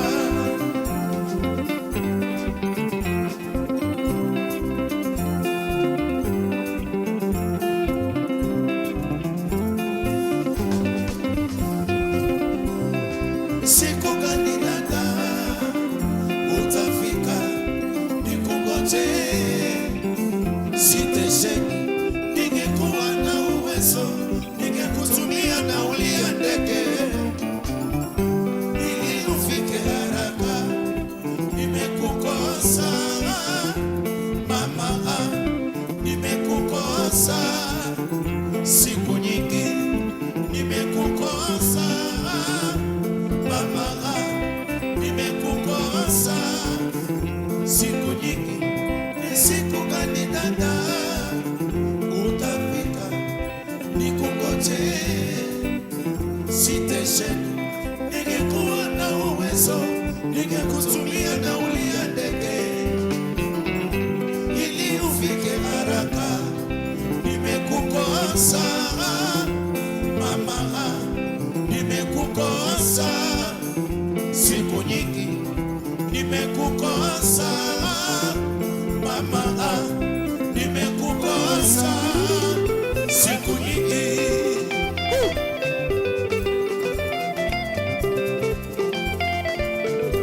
Oh, Christina.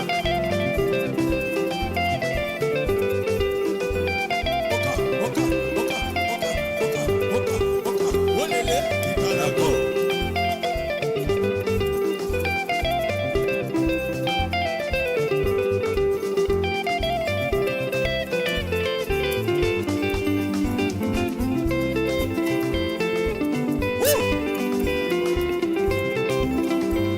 Bien fait.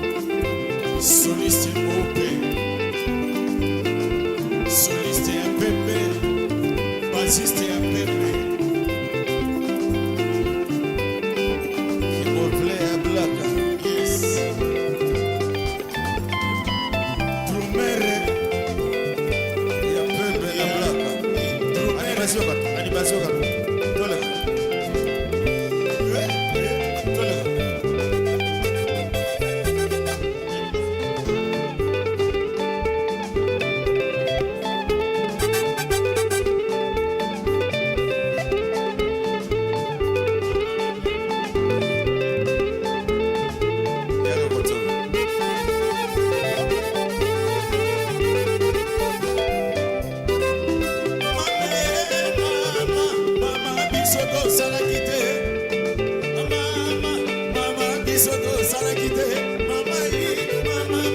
Mama bisoto salakite. Toyambana.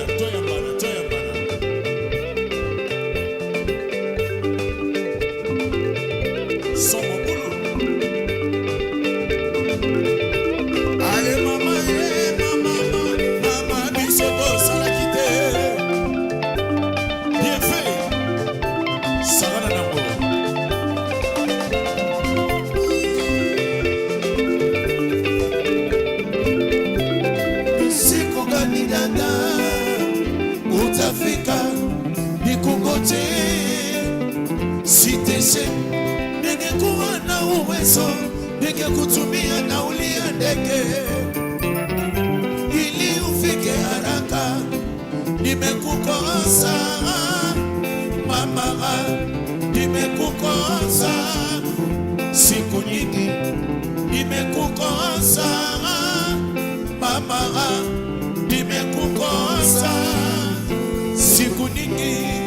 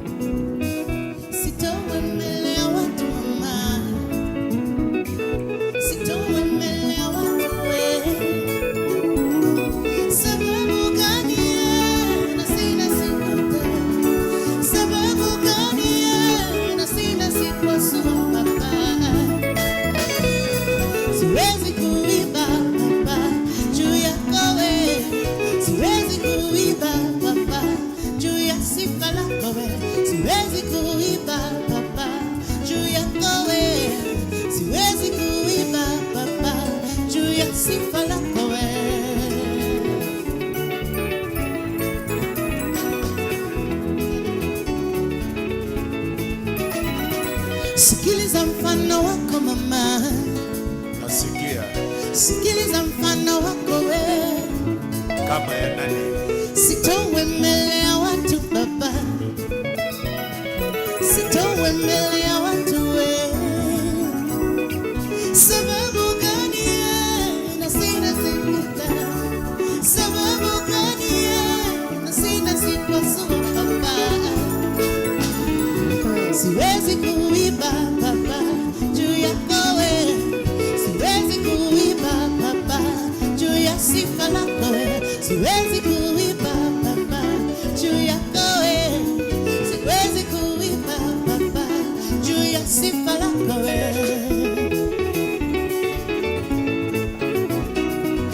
Leo hii haya ni yako we, unikane mimi mpaka nawe, sababu niko na wewe baba, ndio nateseleshwe. Kama sikuwa na wewe baba, singeteseleshwe, sababu niko na wewe baba, ndio nateseleshwe. Kama sikuwa na wewe baba, singeteseleshwe.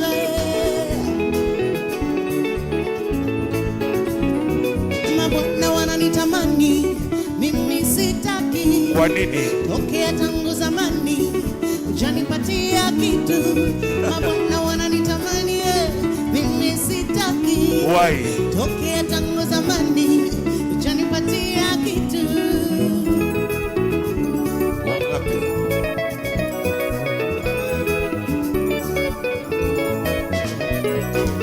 Leo hii haya ni yako wewe, unikane mimi mpaka nawe, sababu niko na wewe Papa, ndiyo nateseleshwe. Kama sikuwa na wewe Papa, singeteseleshwe, sababu niko na wewe Papa, ndiyo nateseleshwe. Kama sikuwa na wewe Papa, singeteseleshwe. Mabwana wananitamani, mimi sitaki. Tokea tangu zamani, hujanipatia kitu. Mabwana wananitamani, mimi sitaki. Tokea tangu zamani, hujanipatia kitu.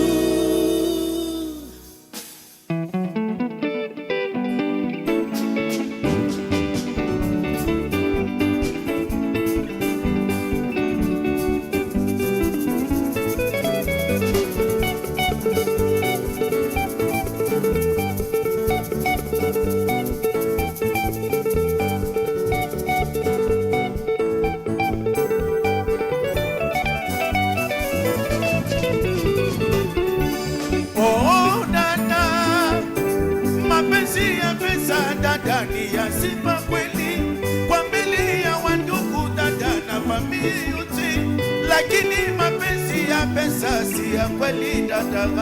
Mama, sikiliza dada. Ulijua dada mimi masikini na kutongoza dada wewe mutajiri. Kwa nini dada hukunikana mimi, unanitenda bure? Oh dada, oh dada, oh dada, oh dada, waniumiza roho.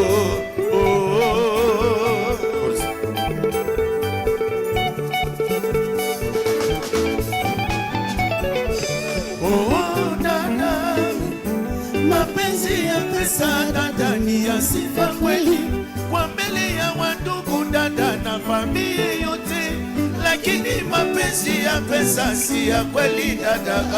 Baba, sikiliza dada.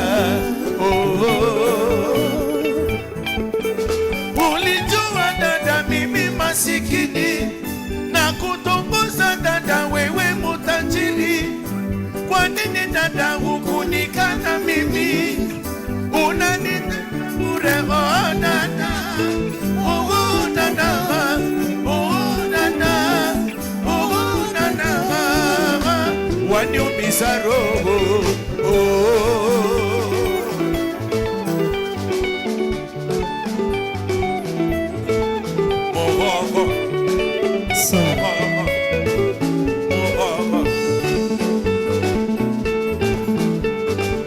Oh bien fait macho ine.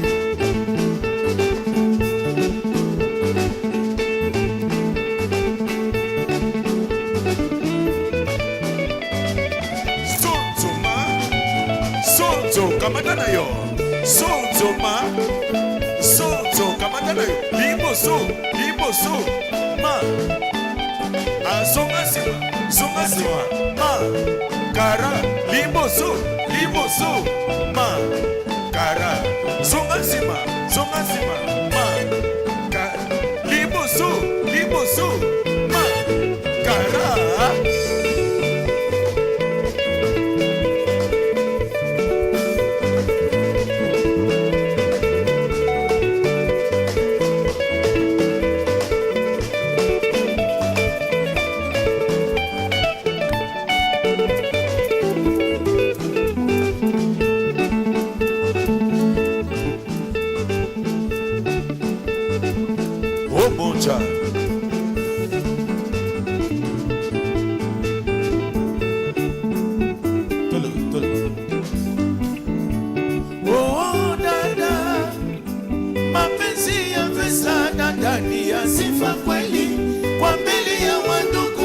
furaha na familia yote, lakini mapenzi ya pesa si ya kweli dada.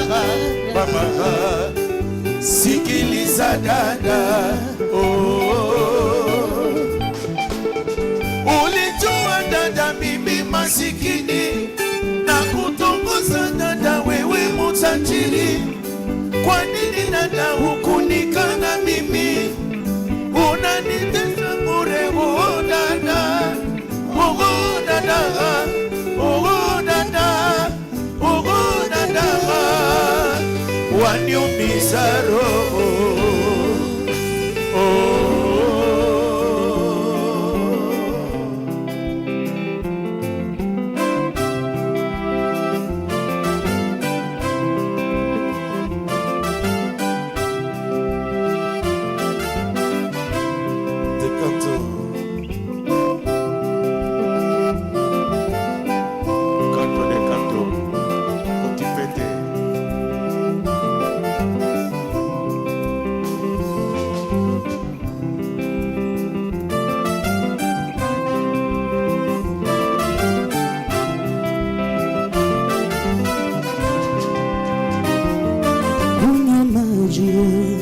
Ukimaliza kunywa pombe, peleka maisha pole pole, rajipe mwenyewe zitoke. Kunywa maji, ukimaliza kunywa pombe, peleka maisha pole pole, rajipe mwenyewe zitoke. Songa ugali, foundation weka ya samaki, ni katikati ya Disemba, kula ukasirishe kamati.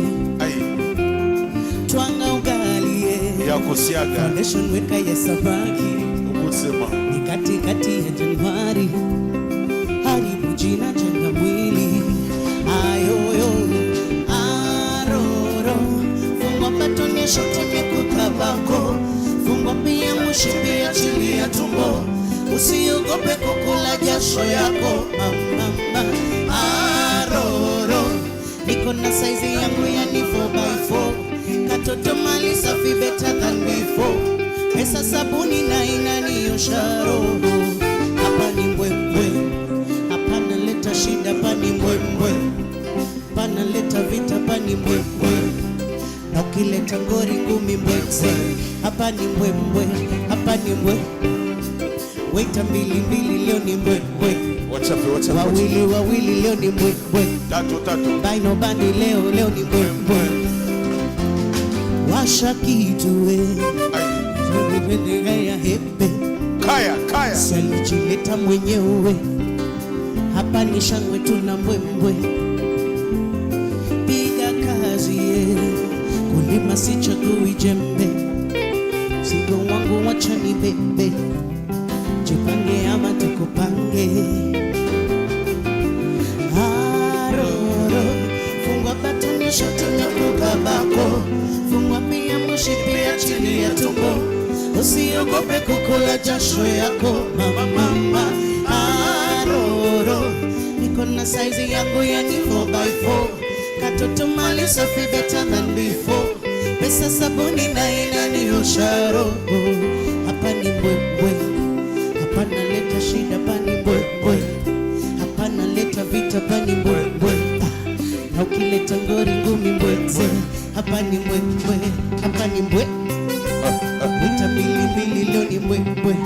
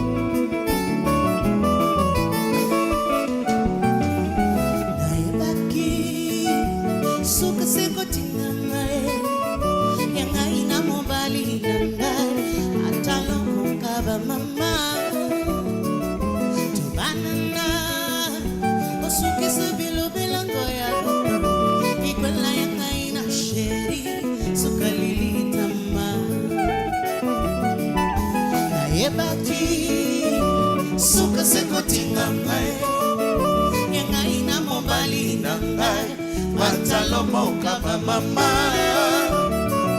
tobalana tosokisa bilobelango ya bato likwela ya ngai na sheri suka lilitama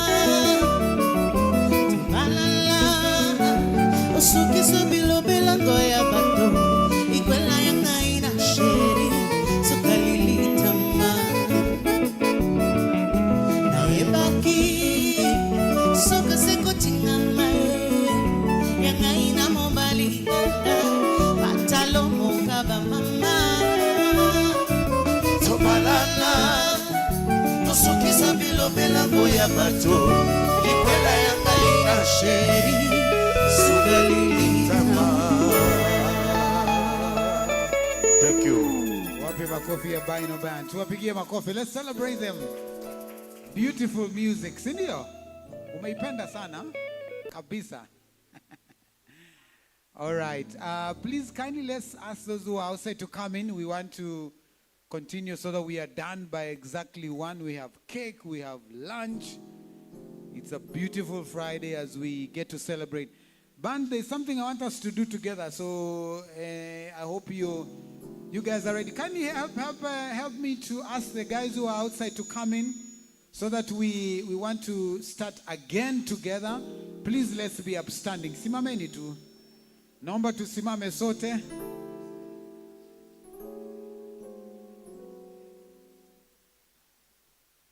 Naomba tusimame sote, all right?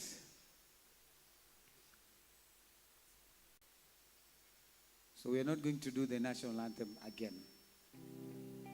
But we want to dance kidogo. Mko tayari? And looks like the mood today is old school. Leo tunaenda way back. Any Gen Z in the house? Kuna Gen Z yote? Hata hakuna basi. O kuna Gen Z? Hebu come. Tumpigie Gen Z makofi. Please let's appreciate her. Wapi makofi ya Gen Z tafadhali?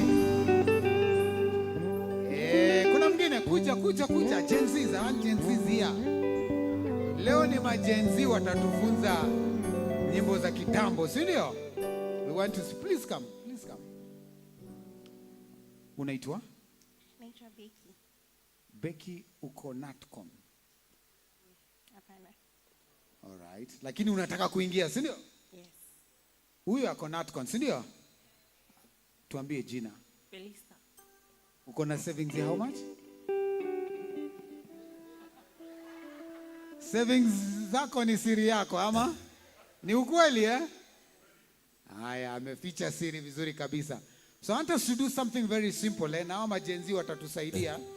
We want to go way back, all right? Way back. Na majenzi ndio wanatupeleka way back. So then I will ask the band to stop. Wakisimama tu, I will give an instruction. When I give that instruction, if you belong there, you sit down. If you don't, please continue dancing. Na tutacheza mpaka saa 9. Band, tuko tayari? Are we ready? All right. Nikisema kata, unakata tu. Tuende kazi. Aya. Gen Z. Hapa ni namna hii tu. Hii ya kitambo. Twist kidogo. Unaweza? Twende hapa. Twende namna hii. Mikono hivi bana. Gen Z.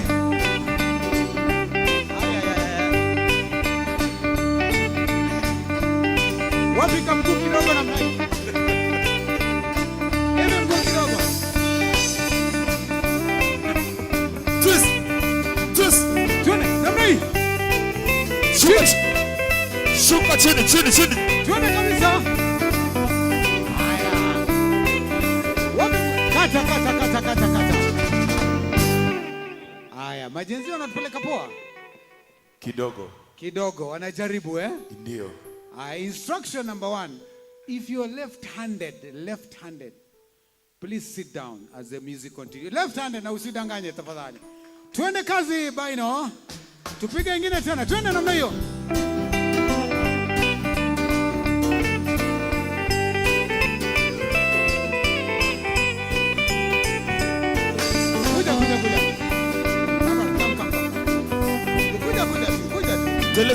Teleza ukianguka chini. Twende. Twende namna hiyo. Anguka nayo. Si ndio? Please come. Tuonyeshe kidogo. Twende kazi. Twende.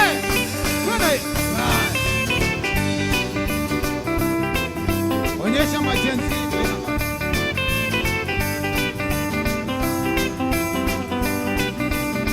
Baino kata. Kama ushawahi travel in more than 3 countries, please sit down. Tafadhali tusidanganye. Bro, hujawahi toka Kenya. Bro, unatudanganya. Bro, ni wewe nakuangalia. Unatu enjoy. Twende kazi one more time. All right.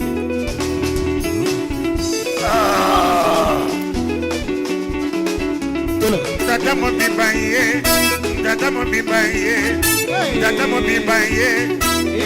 bibaye. Alo bakada kokakada do bakade.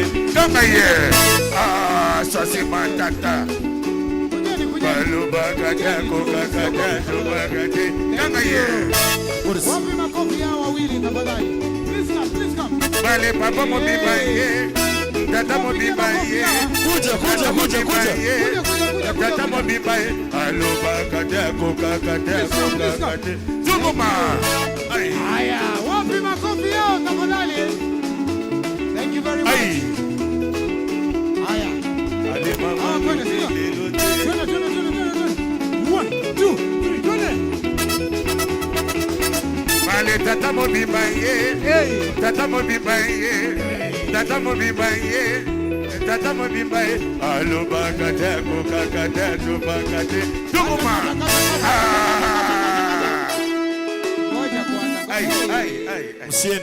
Msiende. Hawa ni kama saa 12 ishafika. Vile inaenda hii. I want to ask all the board members, please come. Wapi makofi ya board members tafadhali? Our board members lazima wacheze kidogo, si ndio? Please all the board members kuja. Hii tuwapatie moto kabisa. All the board members.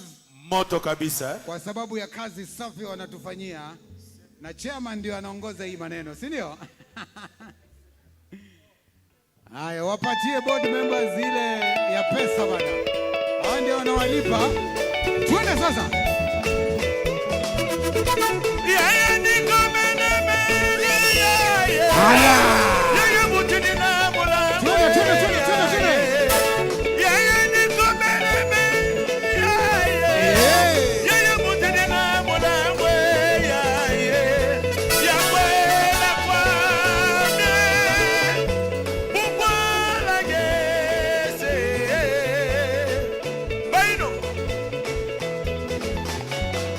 Haya.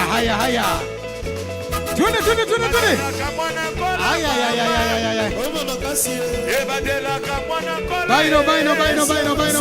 Baino. Hapa kuna mtu mmoja tu ndio anakatika, si ndio? Ndio. Mumemuona? Ndio. Mnamjua? Anaweza?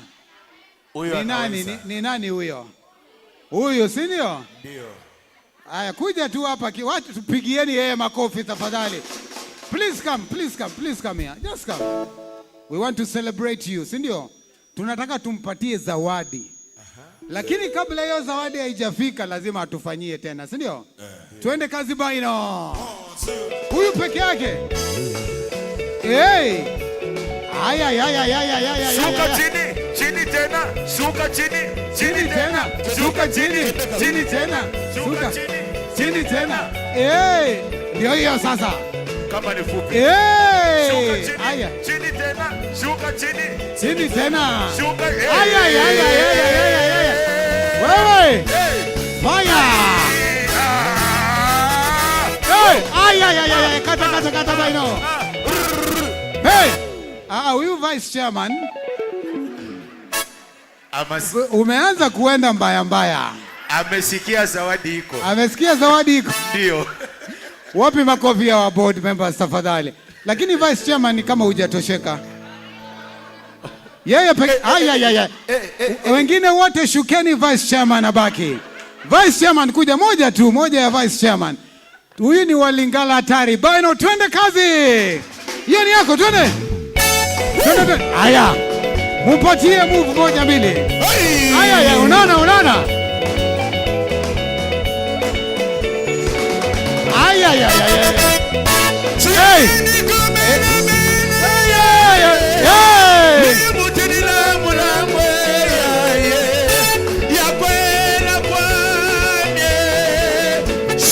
Shuka.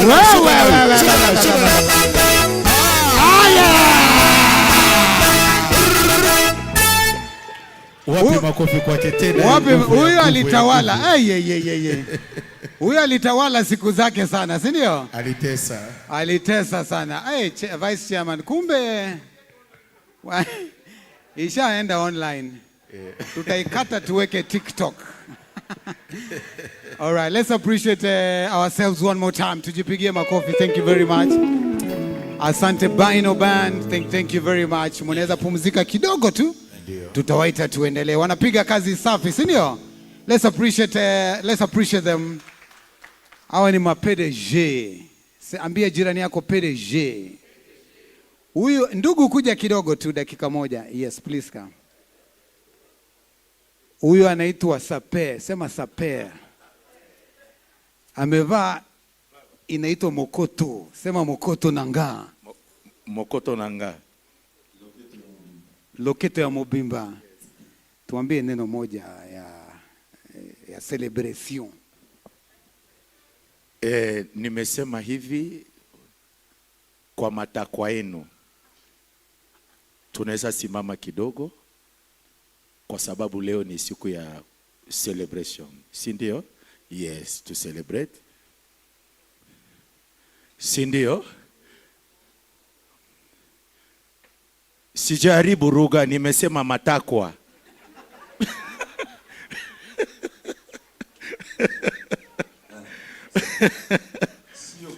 Sio kwa. Yes. Salimia mwenzako kone karibu, mwambie piga moyo pasi, ondoa mawazo. Yes. Mwambie tena piga moyo pasi, ondoa mawazo.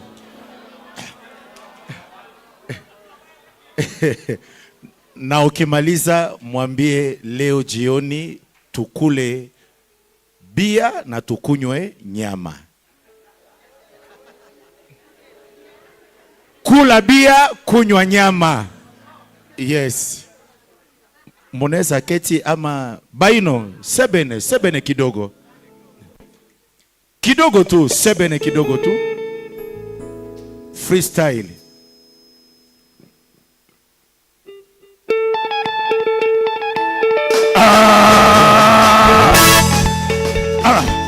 Freestyle.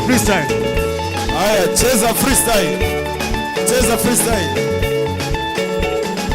Jirusha.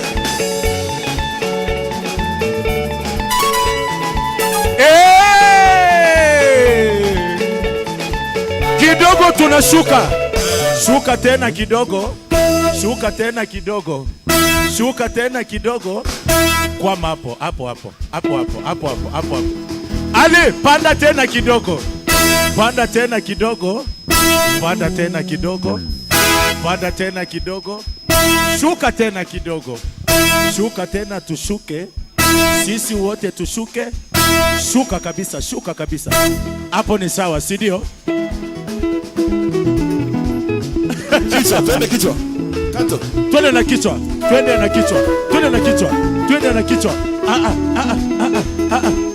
Ali, panda tena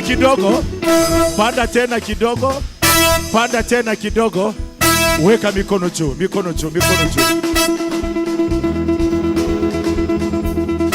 Yeye niko mbele. toa sauti kabisa. Yeye niko mbele yeye. Hapo. Asante sana.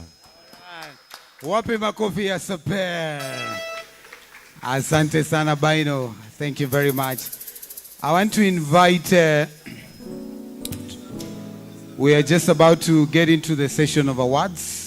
Alafu tukate keki, we'll be ready to close the day. But right now, I want to invite two friends. And I'm told circles walk together, they speak the same language, they celebrate one another, and we learn from one another. So I want to invite the CEO of Balozi to come and share with us very briefly. Alafu wa NSSF pia atakuja. Tumpigieni makofi tafadhali. Let's appreciate our brother as he comes to tell us what 50 years looks like.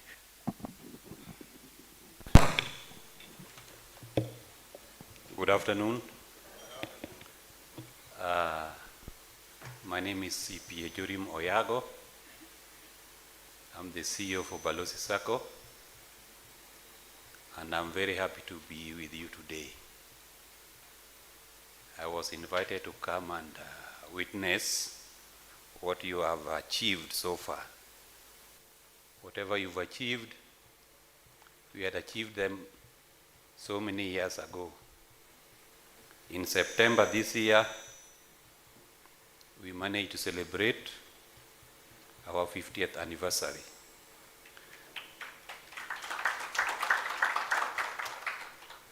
And it was successful just the way yours is, because since I came here, I've seen so many good things happening. But now, my advice is one. Saccos normally operate almost in the same format. And for you to succeed, there are quite a number of things you have to adhere to. One, the law. You must always follow whatever Madam Remo tells you to do. If you don't follow, then you may be deregistered, which I don't think you are planning to go that direction. Two, for the Sacco to grow, what matters a lot is membership. The numbers count a lot. And I'm happy that you are at 280, and given with the number of maybe employees, you are almost 100%. But I would advise you otherwise. It's high time you thought outside the box and open your common bond or get people from outside. Why am I saying so? Our Sacco was basically started by American Embassy and USAID. And you remember what happened to USAID this year. All the USAID in the whole world are no more. So had it been that we were relying on USAID alone, we'll also be no more. Sindio? So it is important not to rely on only one organization, because you don't know what will happen tomorrow. Who would have thought that USAID would be no more? Because I'm very certain that all of you are here. You were born when USAID was in existence in the whole world. So only one person one day woke up and said it is not going to be there. And that was the end of it. So you need to move outside your comfort zone and open your common bond. I know it is a bit difficult to do that, but it is also possible. You start small and you expand pole pole. One of the best places you should source your membership from, which is the softest place for you, is from your spouses and children. That one you don't need to sweat, Cindy. You only talk to your spouse and tell him or her to join the Sacco. With the membership of 280, assuming 80 of you are unmarried and 200 are married, definitely you have 200 more. Your membership would have moved from 280 to 480. And that is almost, you will be almost achieving your strategic plan. 2 or 3, you need also to patronize your products. There is no point of you going for a loan outside there while you have the Sacco here. I know there are challenges when one is going for the loan, but those challenges can be managed. One of them I know is guarantorship, but you should find a way of going around it, because that is an industrial problem, where so long as you are in the industry of Sacco, whether you move to Balozi, you move to where, that problem is there to stay. So how do you go about it? One, you need to look at the other avenues for your guarantorship, like bringing in collateral as your guarantorship. I don't know whether you brought it on board, but those are some of the things you can look into. Again, you can even go to your money market funds and tie them as your collateral. And you can even promote self-guaranteed loans, so that at least those who fear going outside there can guarantee themselves. But I would challenge you that if you are to guarantee yourself, then you don't know why you're in a Sacco. Because you are in a Sacco to use other people's money. If you've saved 1 million and you want to get 1 million, then you are as good as not being a member of a Sacco. You are supposed to get 3 million. The 2 million are from other people, so that you can develop yourself. So it's a high time you thought of that. Get the loan. I know there are quite a number of people who fear loans. Fear the loan and you die poor.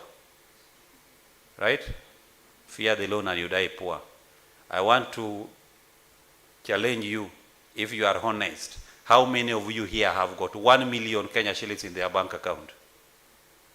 Very few, if any. But in your deposit in the Sacco, you have 4 million. Right? So the best place for you to save is in the Sacco. And you are not saving just for now. This is the money you will lay your hands on when you are told to go home. My people from USID, those who had saved, when they were told to go home, they never panicked. Some people would come for 10 million, some 12 million, and the life starts from that point. So I will challenge you to make sure that every now and then you have a loan. Your loans are safe. They are always insured. Even if you are to die, you will die and your family will still get your deposit back. So it is better for you to die when you have a loan. Why? Because your Sacco will not incur any loss. The amount will be, paid by insurance, and your deposit will also go back to your family. And the loan you took, you must have invested it elsewhere. So there will be another source of income for your family members. So die with. And how do you die with a loan? Because you don't know when you are going to die. And sure, 24/7 you have a loan. Or do you know when you are going to die? So because you don't know, and sure 24/7 you have, otherwise you don't know why you are in a Sacco if you don't have a loan. You must have a loan to develop yourself. And I know some of us also, when they get loans, they end up misusing the loans. They say, I've worked a lot. Why can't I say pole to my body? Yes, the money is yours. Just say pole, but you remember you are going to pay it. So if I were you, and this is what I tell my members, before I go for a loan, I must identify the project first. Identify the project first. The moment you have money in your bank account, my friend, unless you are an angel, that money will be reducing pole, and you will end up not doing what you wanted to do. So don't go for a loan before you identify the project.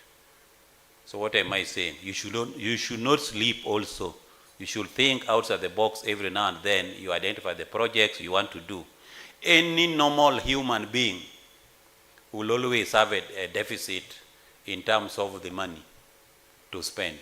But if you have a surplus, then you are not normal. The surplus means you are not thinking of what you are supposed to do. And the deficit means you are thinking more than what you have. And that's the best way to do. But don't steal because you have a deficit. Just get money in the right way, and then you will move on well. We started as with membership of 50 only, and we are over 5,000 now.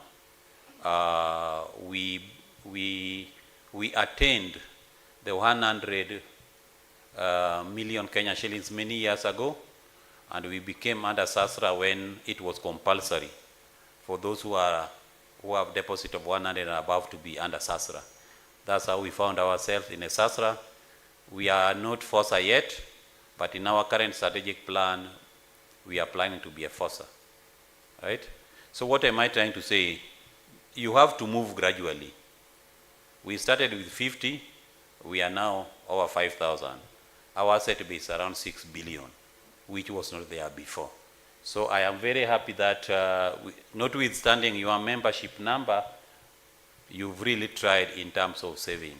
With only 280 membership with over 100 million, that is good. And you can clap for yourself. Finally, support each other. Because the reason why we come together is to support each other. And how would you support each other as a member of the Sacco? Don't refuse to guarantee your friend. Empower your friend. The empowerment is through guarantorship. The salary of your friend, you don't have control over that, right? The amount your friend wants, you don't have control over that. But you can empower your friend by guaranteeing him or her, giving him a platform so that this person can get a loan for development. Is that okay? I would love to hear next time when I meet some of you that at least I picked one thing from whatever you said, and this is what I am. Anything I have is Balozi. The car I drive, Balozi. The house I live in, Balozi. The only thing which is not Balozi is the trouser I put on, because that one is affordable. But anything over 10,000 and above becomes a problem to afford. True? Unless you are an angel, which you are not. You are a human being like me. So save wisely. Keep on saving, borrow, and repay in time. Don't fail to pay your loans.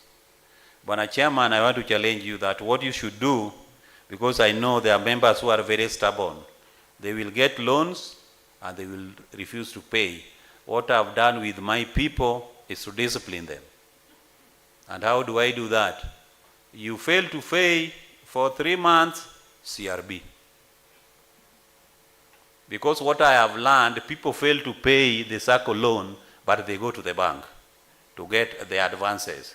So right now people are crying in my office that I thought I would pay school fee through the bank, which is going to give me some money. But when I went there, I was told Balozi has listed me in the CRB. Then I tell them, bring the money first and then I remove you. So that is the best discipline you can give to your members. And they will take you nowhere, because it is given that a defaulter should be disciplined. Don't cane because you don't have powers to cane, but discipline them by taking them to CRB. Is that a good way to go? I know I'm stepping on some people's toes here, but it's better I step, but I tell you the truth, the truth. Thank you for listening to me. May God bless you.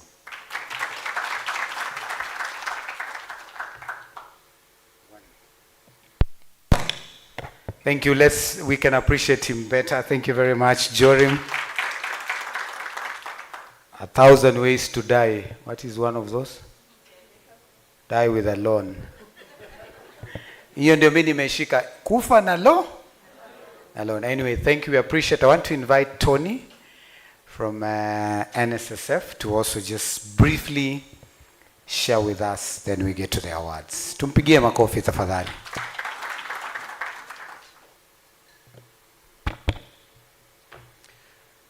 So I'm going to ride on the protocols as established, but of course recognize the director My name is CP Anthony Kahoru. I'm the CEO NSSF Sacco. Very happy to be here this morning as you appreciate the milestones. And what we normally do in SACCOs, we don't compete, okay? We don't compete, we complement. Because we believe the market is so huge, we are not yet there.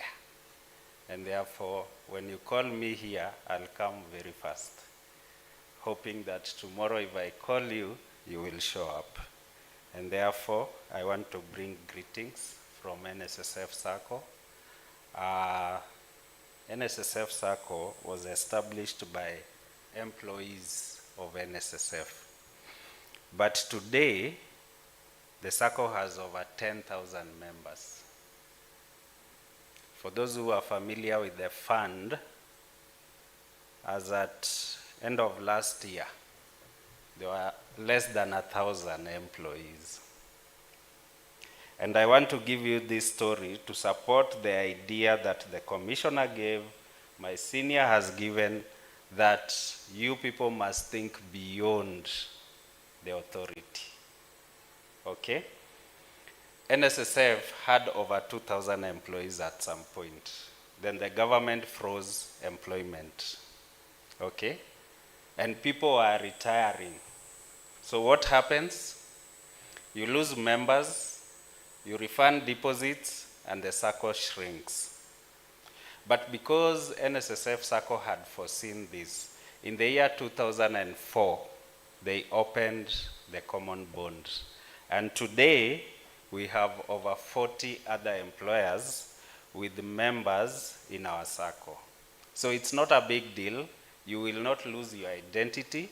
The director here will show you how to structure your governance documents and policies so that you ensure you retain the Sacco to be what it should be, and you own it. The more you are, the more you mobilize, and the more you will be able to build each other. Sacco exists for one reason: member welfare.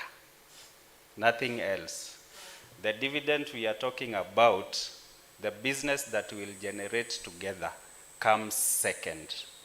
The agenda number one is to ensure my welfare, your welfare is well taken care of. And therefore, the more you are able to achieve that agenda. And therefore, you must think beyond the authority. I admire the growth you've achieved in those 10 years. Started in 2014. Your first year, you did not pay any dividends. When you started paying interest on deposits, 4.25. Last year, you enjoyed 8.5. That is impressive. And I'm sure you are targeting 9. Chairman, sijui kama umejitayarisha. Yeah. Then, of course, interest or dividend on share capital, 5% to 20%. That gives people motivation to invest. Because when you save, you are actually investing. And SACCOs have provided a very good platform for those of us who don't want to engage in very risky business, to invest and actually kill 2 birds or 3 birds with one stone. You are achieving your saving agenda. At the same time, you are investing, and you can be able to afford or access affordable credit. And what I normally tell my members is when you look at your pay slip and you realize you're paying the government more than you're saving, kuna shida. Kiangalia tu pay, na siku hizi kuna zingine. There is housing levy, there is SHA. Hizo zote ni government. So the moment you realize you are giving the government more money than you are saving, there is a problem. Because saving is actually paying yourself. And you'd rather do it now when that steady flow of income is guaranteed through your pay slip then the day that payslip will cease and you realize you needed a steady flow of income past that payslip. And therefore strive to save between 10% to 20% of your gross income, and that will help you in your personal financial actualization journey. Of course, the Sacco must grow. Currently, you are at 117 million asset base. I would have wished to know what is the level of your deposits, what is the level of your loan book, but I noticed that your net savers, the loan book is below the deposits as per the graph that was presented here. And that shows that you are looking at growth from a very strong perspective. Chairman, if you went without dividends and interest the first year, why not forgo for 5 years?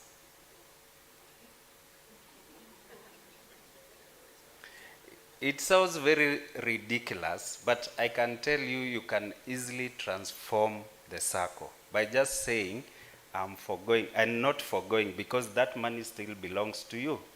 Where does it go? It goes to your deposits. And therefore you earn interest on interest that you had earned. Fine. Last year mulipatiwa 8.5. Who remembers what they did with that money? Who remembers?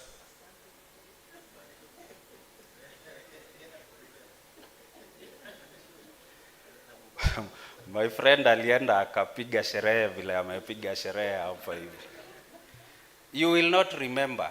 Let me tell you, you will always get that dividend or deposit.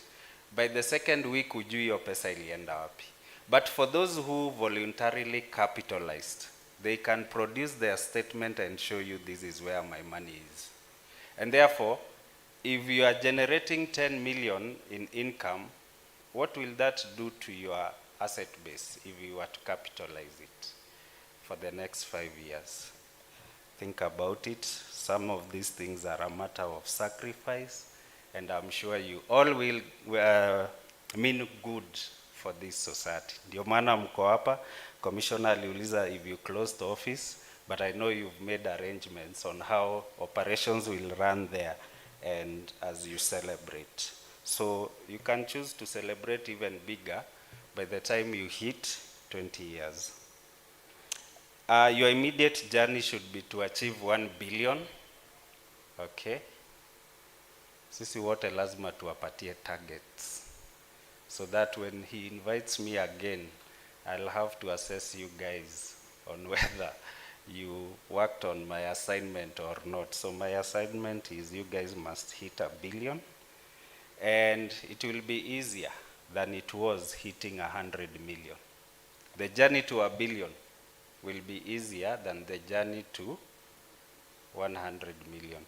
And this is because, Chairman, now people have started gaining the confidence in the work you're doing. If someone was saving 1,000 shillings, and I hope no one here is saving the minimum. What is the minimum saving? 2,000. I hope no one is at 2,000 level. Kama uko 2,000, pitia pale kwa ofisi ya Sacco today. Mshahara ya December, weka 10% ama 20%. Sawa. So 1 billion should be a target. As you go through the thought about regulation, I always say think about going full FOSA. It has its own advantages, and also because you are an employer Sacco. Chairman, there is business around salaries and payment of salaries. Kuja nikuonyeshe. So that you just choose to go FOSA. I know my senior has said step by step. Commissioner akasema you want to be rich overnight. So you can combine some of these steps so that you move faster. Sindio? There are challenges, of course, around loan access, funds. Hizo tumesema mtashughulikia because you must raise money for this Sacco. Think about capitalization, think about increasing your saving and all that. Guarantorship should not be a problem. It shouldn't. I don't know what limitation you've put around guarantorship, but I don't expect it to be a problem for you guys. Then membership growth, I agree. 500 in 5 years, hapana. Hiyo ni target ya 1 year, na sitarudia what the commissioner says. You can be able to raise the 50 members per annum in a month. Just look for institutions that are like-minded, okay? So that you hasten your steps towards growth. Na tumesema the more members you have, the more the journey will be easier. Your strategic plan must be centered around members. It should be member-centric. It should address everything about members. And when you look at it, it should revolve around the member. So happy 10th anniversary. I wish you well as you walk this journey. Some of us will be there to share our experiences. And when I visit you again, I want to see that you are actually working towards some of the things that we've been told here. Asanteni sana.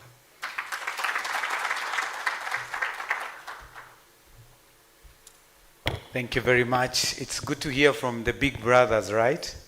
Because there's a lot of learning that we get. How many of us are willing to surrender our dividends for the next 3 years? The board members are ready. The members, bado, you need to sleep over it, eh? All right, so let's appreciate Tony and Jorim one more time. Thank you very much. At this point, I want to invite our vice chair, who is going to lead us in the awards ceremony. Then after that, tunakata keki. All right, let's appreciate vice chair tafadhali. Hapa angewekewa muziki kidogo, si ndio? Lakini wacha akuje tu. Huyu ametuonyesha anaweza. Karibu.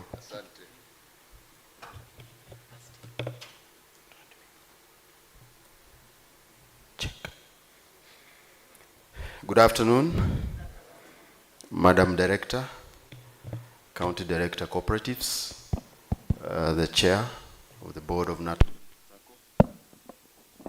fellow board members, ladies and gentlemen, members of Natcon Sacco. Happy 10th anniversary. Happy 10th anniversary. Today, we mark a milestone.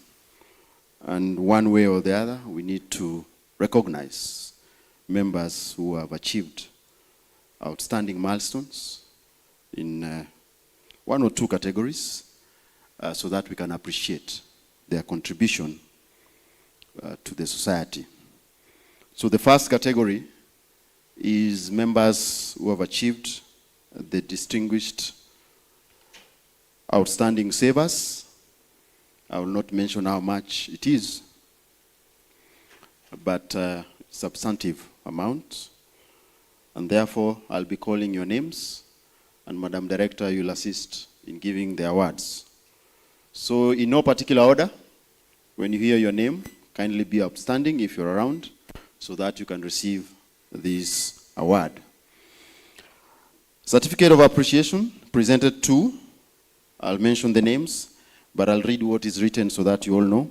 In recognition of your outstanding contribution as an outstanding saver of Natcon Staff Sacco since its inception in 2014.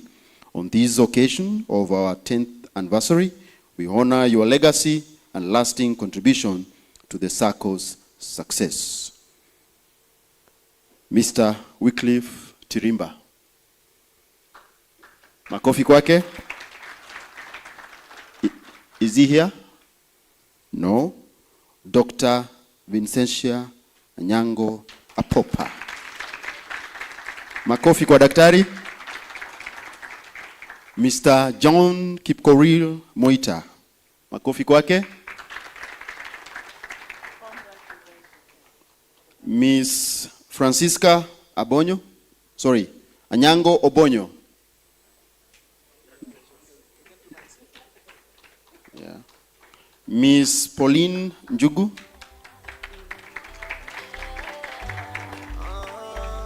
Miss Tabitha So. Pauline Njugu. Tabitha. Engineer David Mwenga. David Mwenga. Engineer James Chepolet. James Chepolet. Miss Gillian Tongi. Gillian Tongi. CPA James Kilonzi, our chairman. Engineer Michael Walela. Makofi. Dr. Crispus Ndinyo. Ndinyo. Mr. Kipkoech Kirui. Kipkoech Kirui.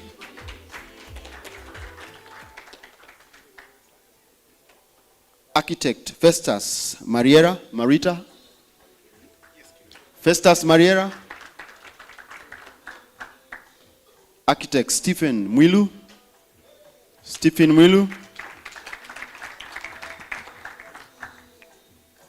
Engineer Isaiah Chini, board member. Mr. Peter Ngumbo. CPA Isaac Kurui.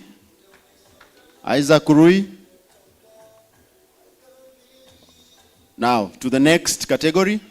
Hao ndo walikuwa outstanding savers. Work hard tuwafikie, si ndio? Are you encouraged? Yes, makofi kwao.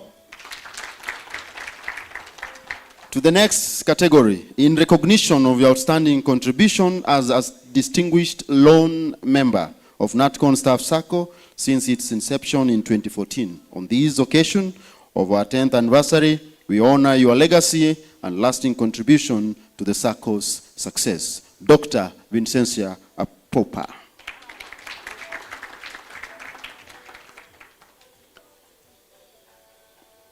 Architect Festus Mariera. Mr. Kipkoech Kirui. Are you seeing a trend? Yes. The highest savers?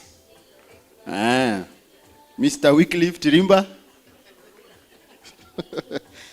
CPA James Kilonzi. Engineer Michael Walela.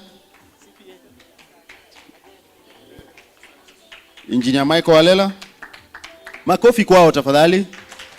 Architect Stephen Mwilu. Mr. Samson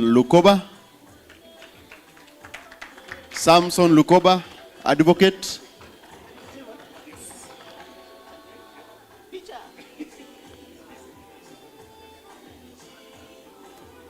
Festus Marina. Architect Nancy Milgo. Pauline Jugu, board member. CPA George Ombati.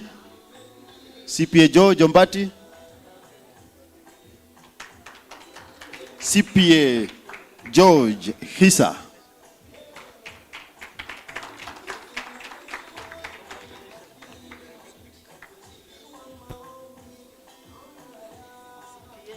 Makofi kwao.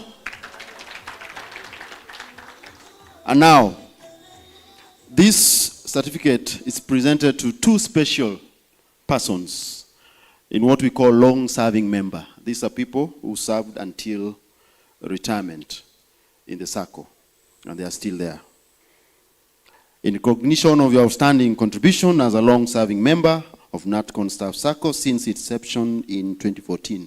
On this occasion of our 10th anniversary, we honor your legacy and lasting contribution to the Sacco's success. Miss Rose Zinza. Rose. Madam Rose. Makofi kwa Madam Rose. Is she here? And then we have Douglas Nyambane Orina. They are not here. All right. Those are two who served till the end and they are still members of the Sacco. It is encouraging. Sindio? Makofi kwao.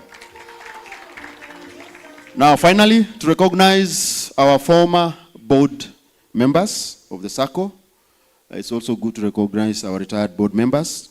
Our first chairman, Mr. Daniel Kimei. In recognition of your outstanding contribution as a board member of Natcon Staff Sacco, on this occasion of our 10th anniversary, we honor your legacy and lasting contribution to the Sacco's success. Daniel Kimei. Ms. Yvonne Getugi, advocate. Ms. Queenville Mayaka. Makofi kwake.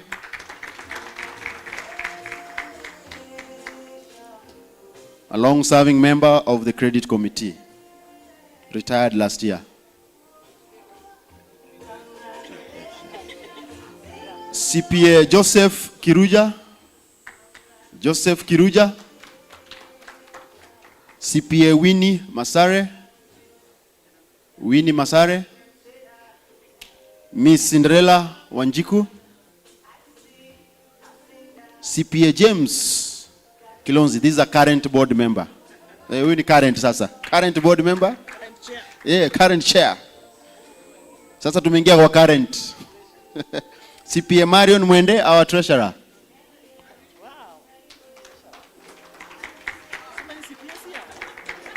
Mnaona ma CPA mahali wako? Makofi kwao. CPA Belita Musangi, board member. Mr. Enoch Isaiah Mayaka, board member. Mr. Bernard Okeo, board member. CPA Isaac Kurui, former board member. CPA Isaac Kurui. Miss Purity Hihu, former board member. Purity. Mr. Mark Kihumba, former board member.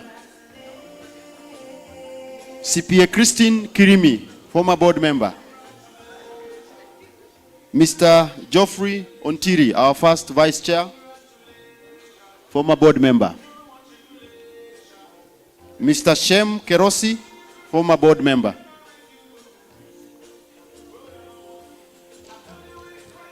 Mr. Paul Karaoke, CHRP, our secretary. Current board member.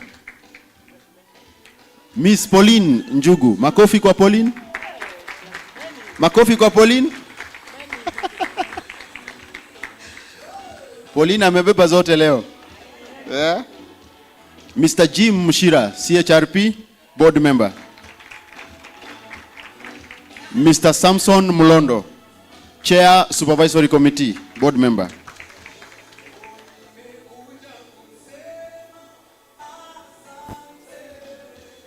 Mr. Samson Mulondo.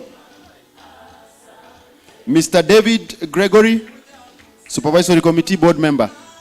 Gregory. Now we are done. Who is awarding me? Hey, kuja. Nitaita Samu apigwe picha tu. Oh, apigwe picha. Sawa.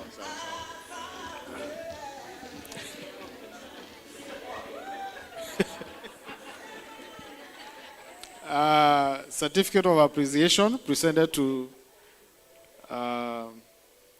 what is this? Oh, CPA Amos Chair Manani, the vice chair.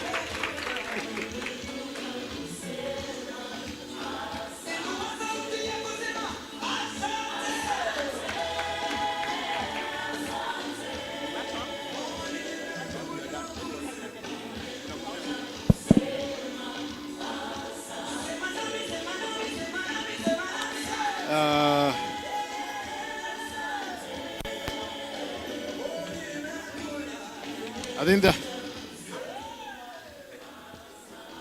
Advocate Samson Lukoba for your certificate of an outstanding loan.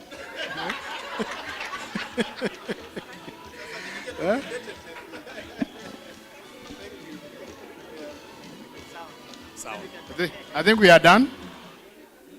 We are done with that session. Let me invite the MC to take us to the next session.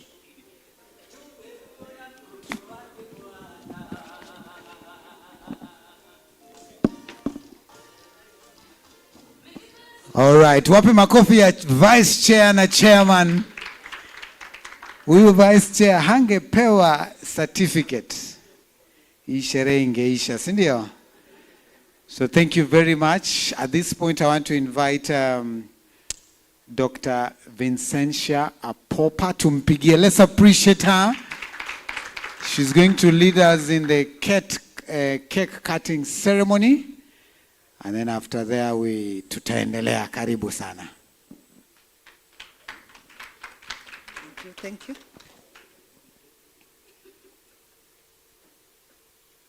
Tuko tayari? Tuko tayari?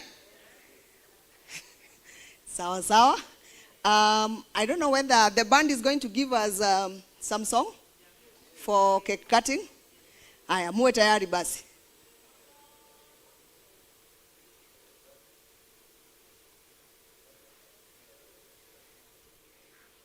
I think we are getting at the most interesting part. Mnaonanga kama mkifika harusi, hata kama imefika saa 12 na keki haijakatwa, hakuna mtu anaenda, si ndio? So until we get to that point, so let's wait for the band so they can assist us with a song ya kukata keki. And then as we do that, I think I will want to take this opportunity to invite the board members, the director. I'll want to invite all of us as the band is getting ready.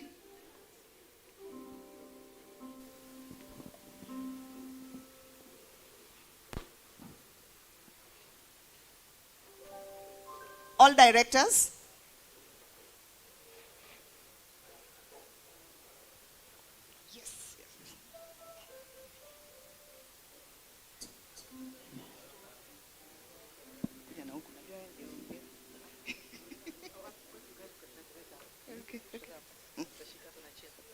Sawa na chair. Chair pia tashika. Situngoje wimbo ya band.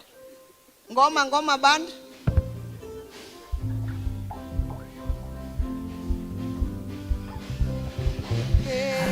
Keki tukule sasa.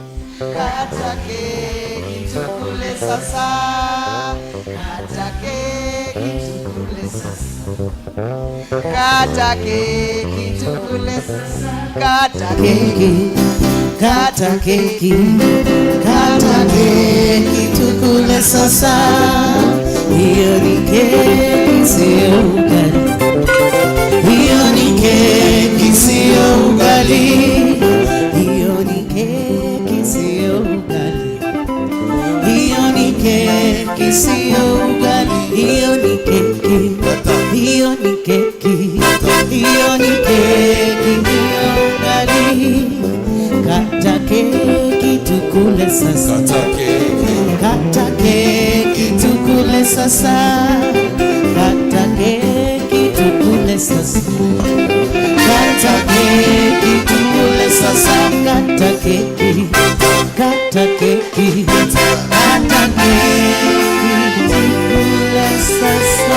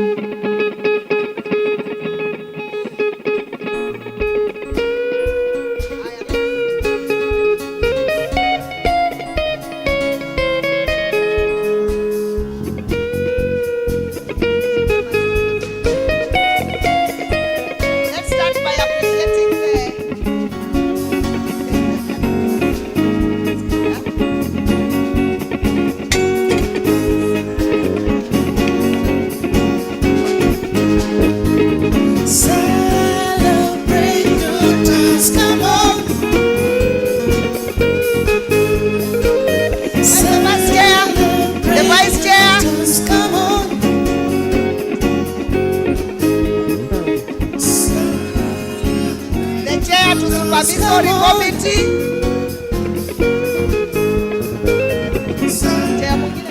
Great good times, come on. Credit Committee Chair. Come on. Aya, wapi Sifuna wa hii Sacco? Sifuna wa hii Sacco. Good times, come on. Celebrate good times, come on. Celebrate good times, come on.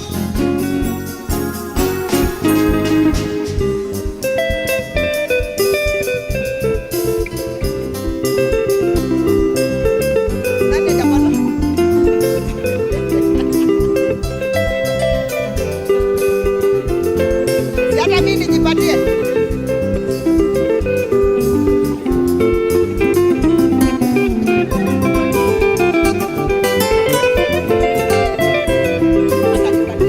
Ahana sjongo, ahana sehe, ahana siluta.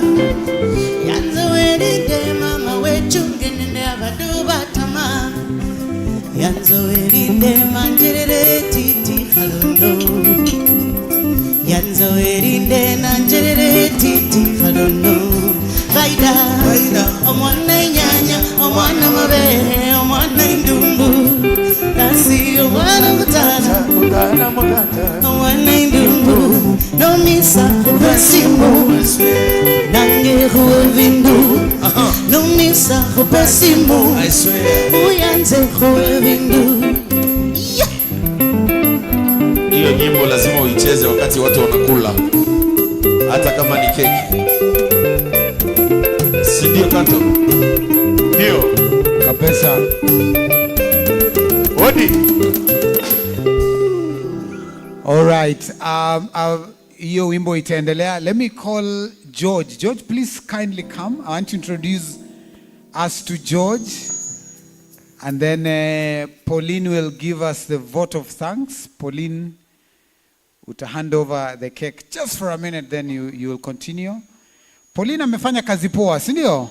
Situmpigie makofi tafadhali. So George is the admin. It is, I think, very, very important to introduce him. Tuambie wewe ni nani. Happy 10th anniversary.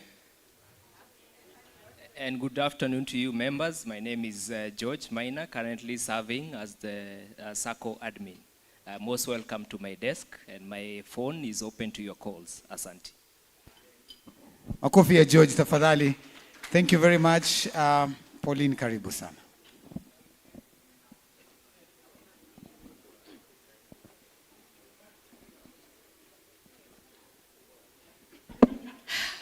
Natcon members, good afternoon. It is such an honor to see all of you. I know you can see how happy we are. There's a lot that has happened behind the scenes for the 10 years, for some of us who started the Sacco. We are so proud in our hearts. Thank you for your support. Thank you for coming today. Thank you for entrusting us with your money. And you better believe we'll keep moving, keep taking the Sacco to greater heights. So thank you for this day. Thank you for even taking your time to be with us and celebrating. We are open to any new ideas. Kindly come and see George, speak to any of us. Despite, even if there are challenges, please let us know. It's all for the betterment of the Sacco. So I think that is what I have to say. But I've been told to also pray so that we close. So kindly, Enoch, kindly can we first pray? Thank you. Let's pray. Dear Heavenly Father, thank you for today. Thank you for the gift of life. Thank you for all that you've done for us. As we celebrate 10 years, Jehovah Lord, whatever you have set ahead of us as a Sacco, Lord, we just entrust you to walk with us for the rest of the journey. And even as we step aside, whenever that time will come, continue, may the Sacco continue shining, and may it grow to greater heights. In Jesus' name we pray. Amen. A special recognition to the director. Thank you to also our CEOs. Kindly, we appreciate the ideas, continue giving us the ideas because it's all about growth. Kwenye tunakosea kidogo, feel free, thank you. Feel free to let us know. And thank you also for coming. Yeah.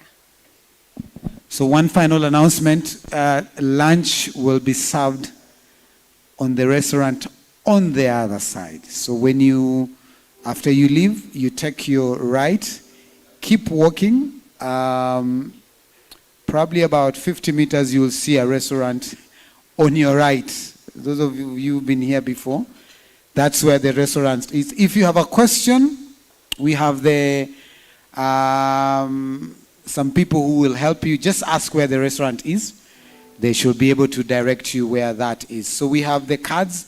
Have we all gotten the cards? Tumepata cards. As you leave, you'll be able to get your card.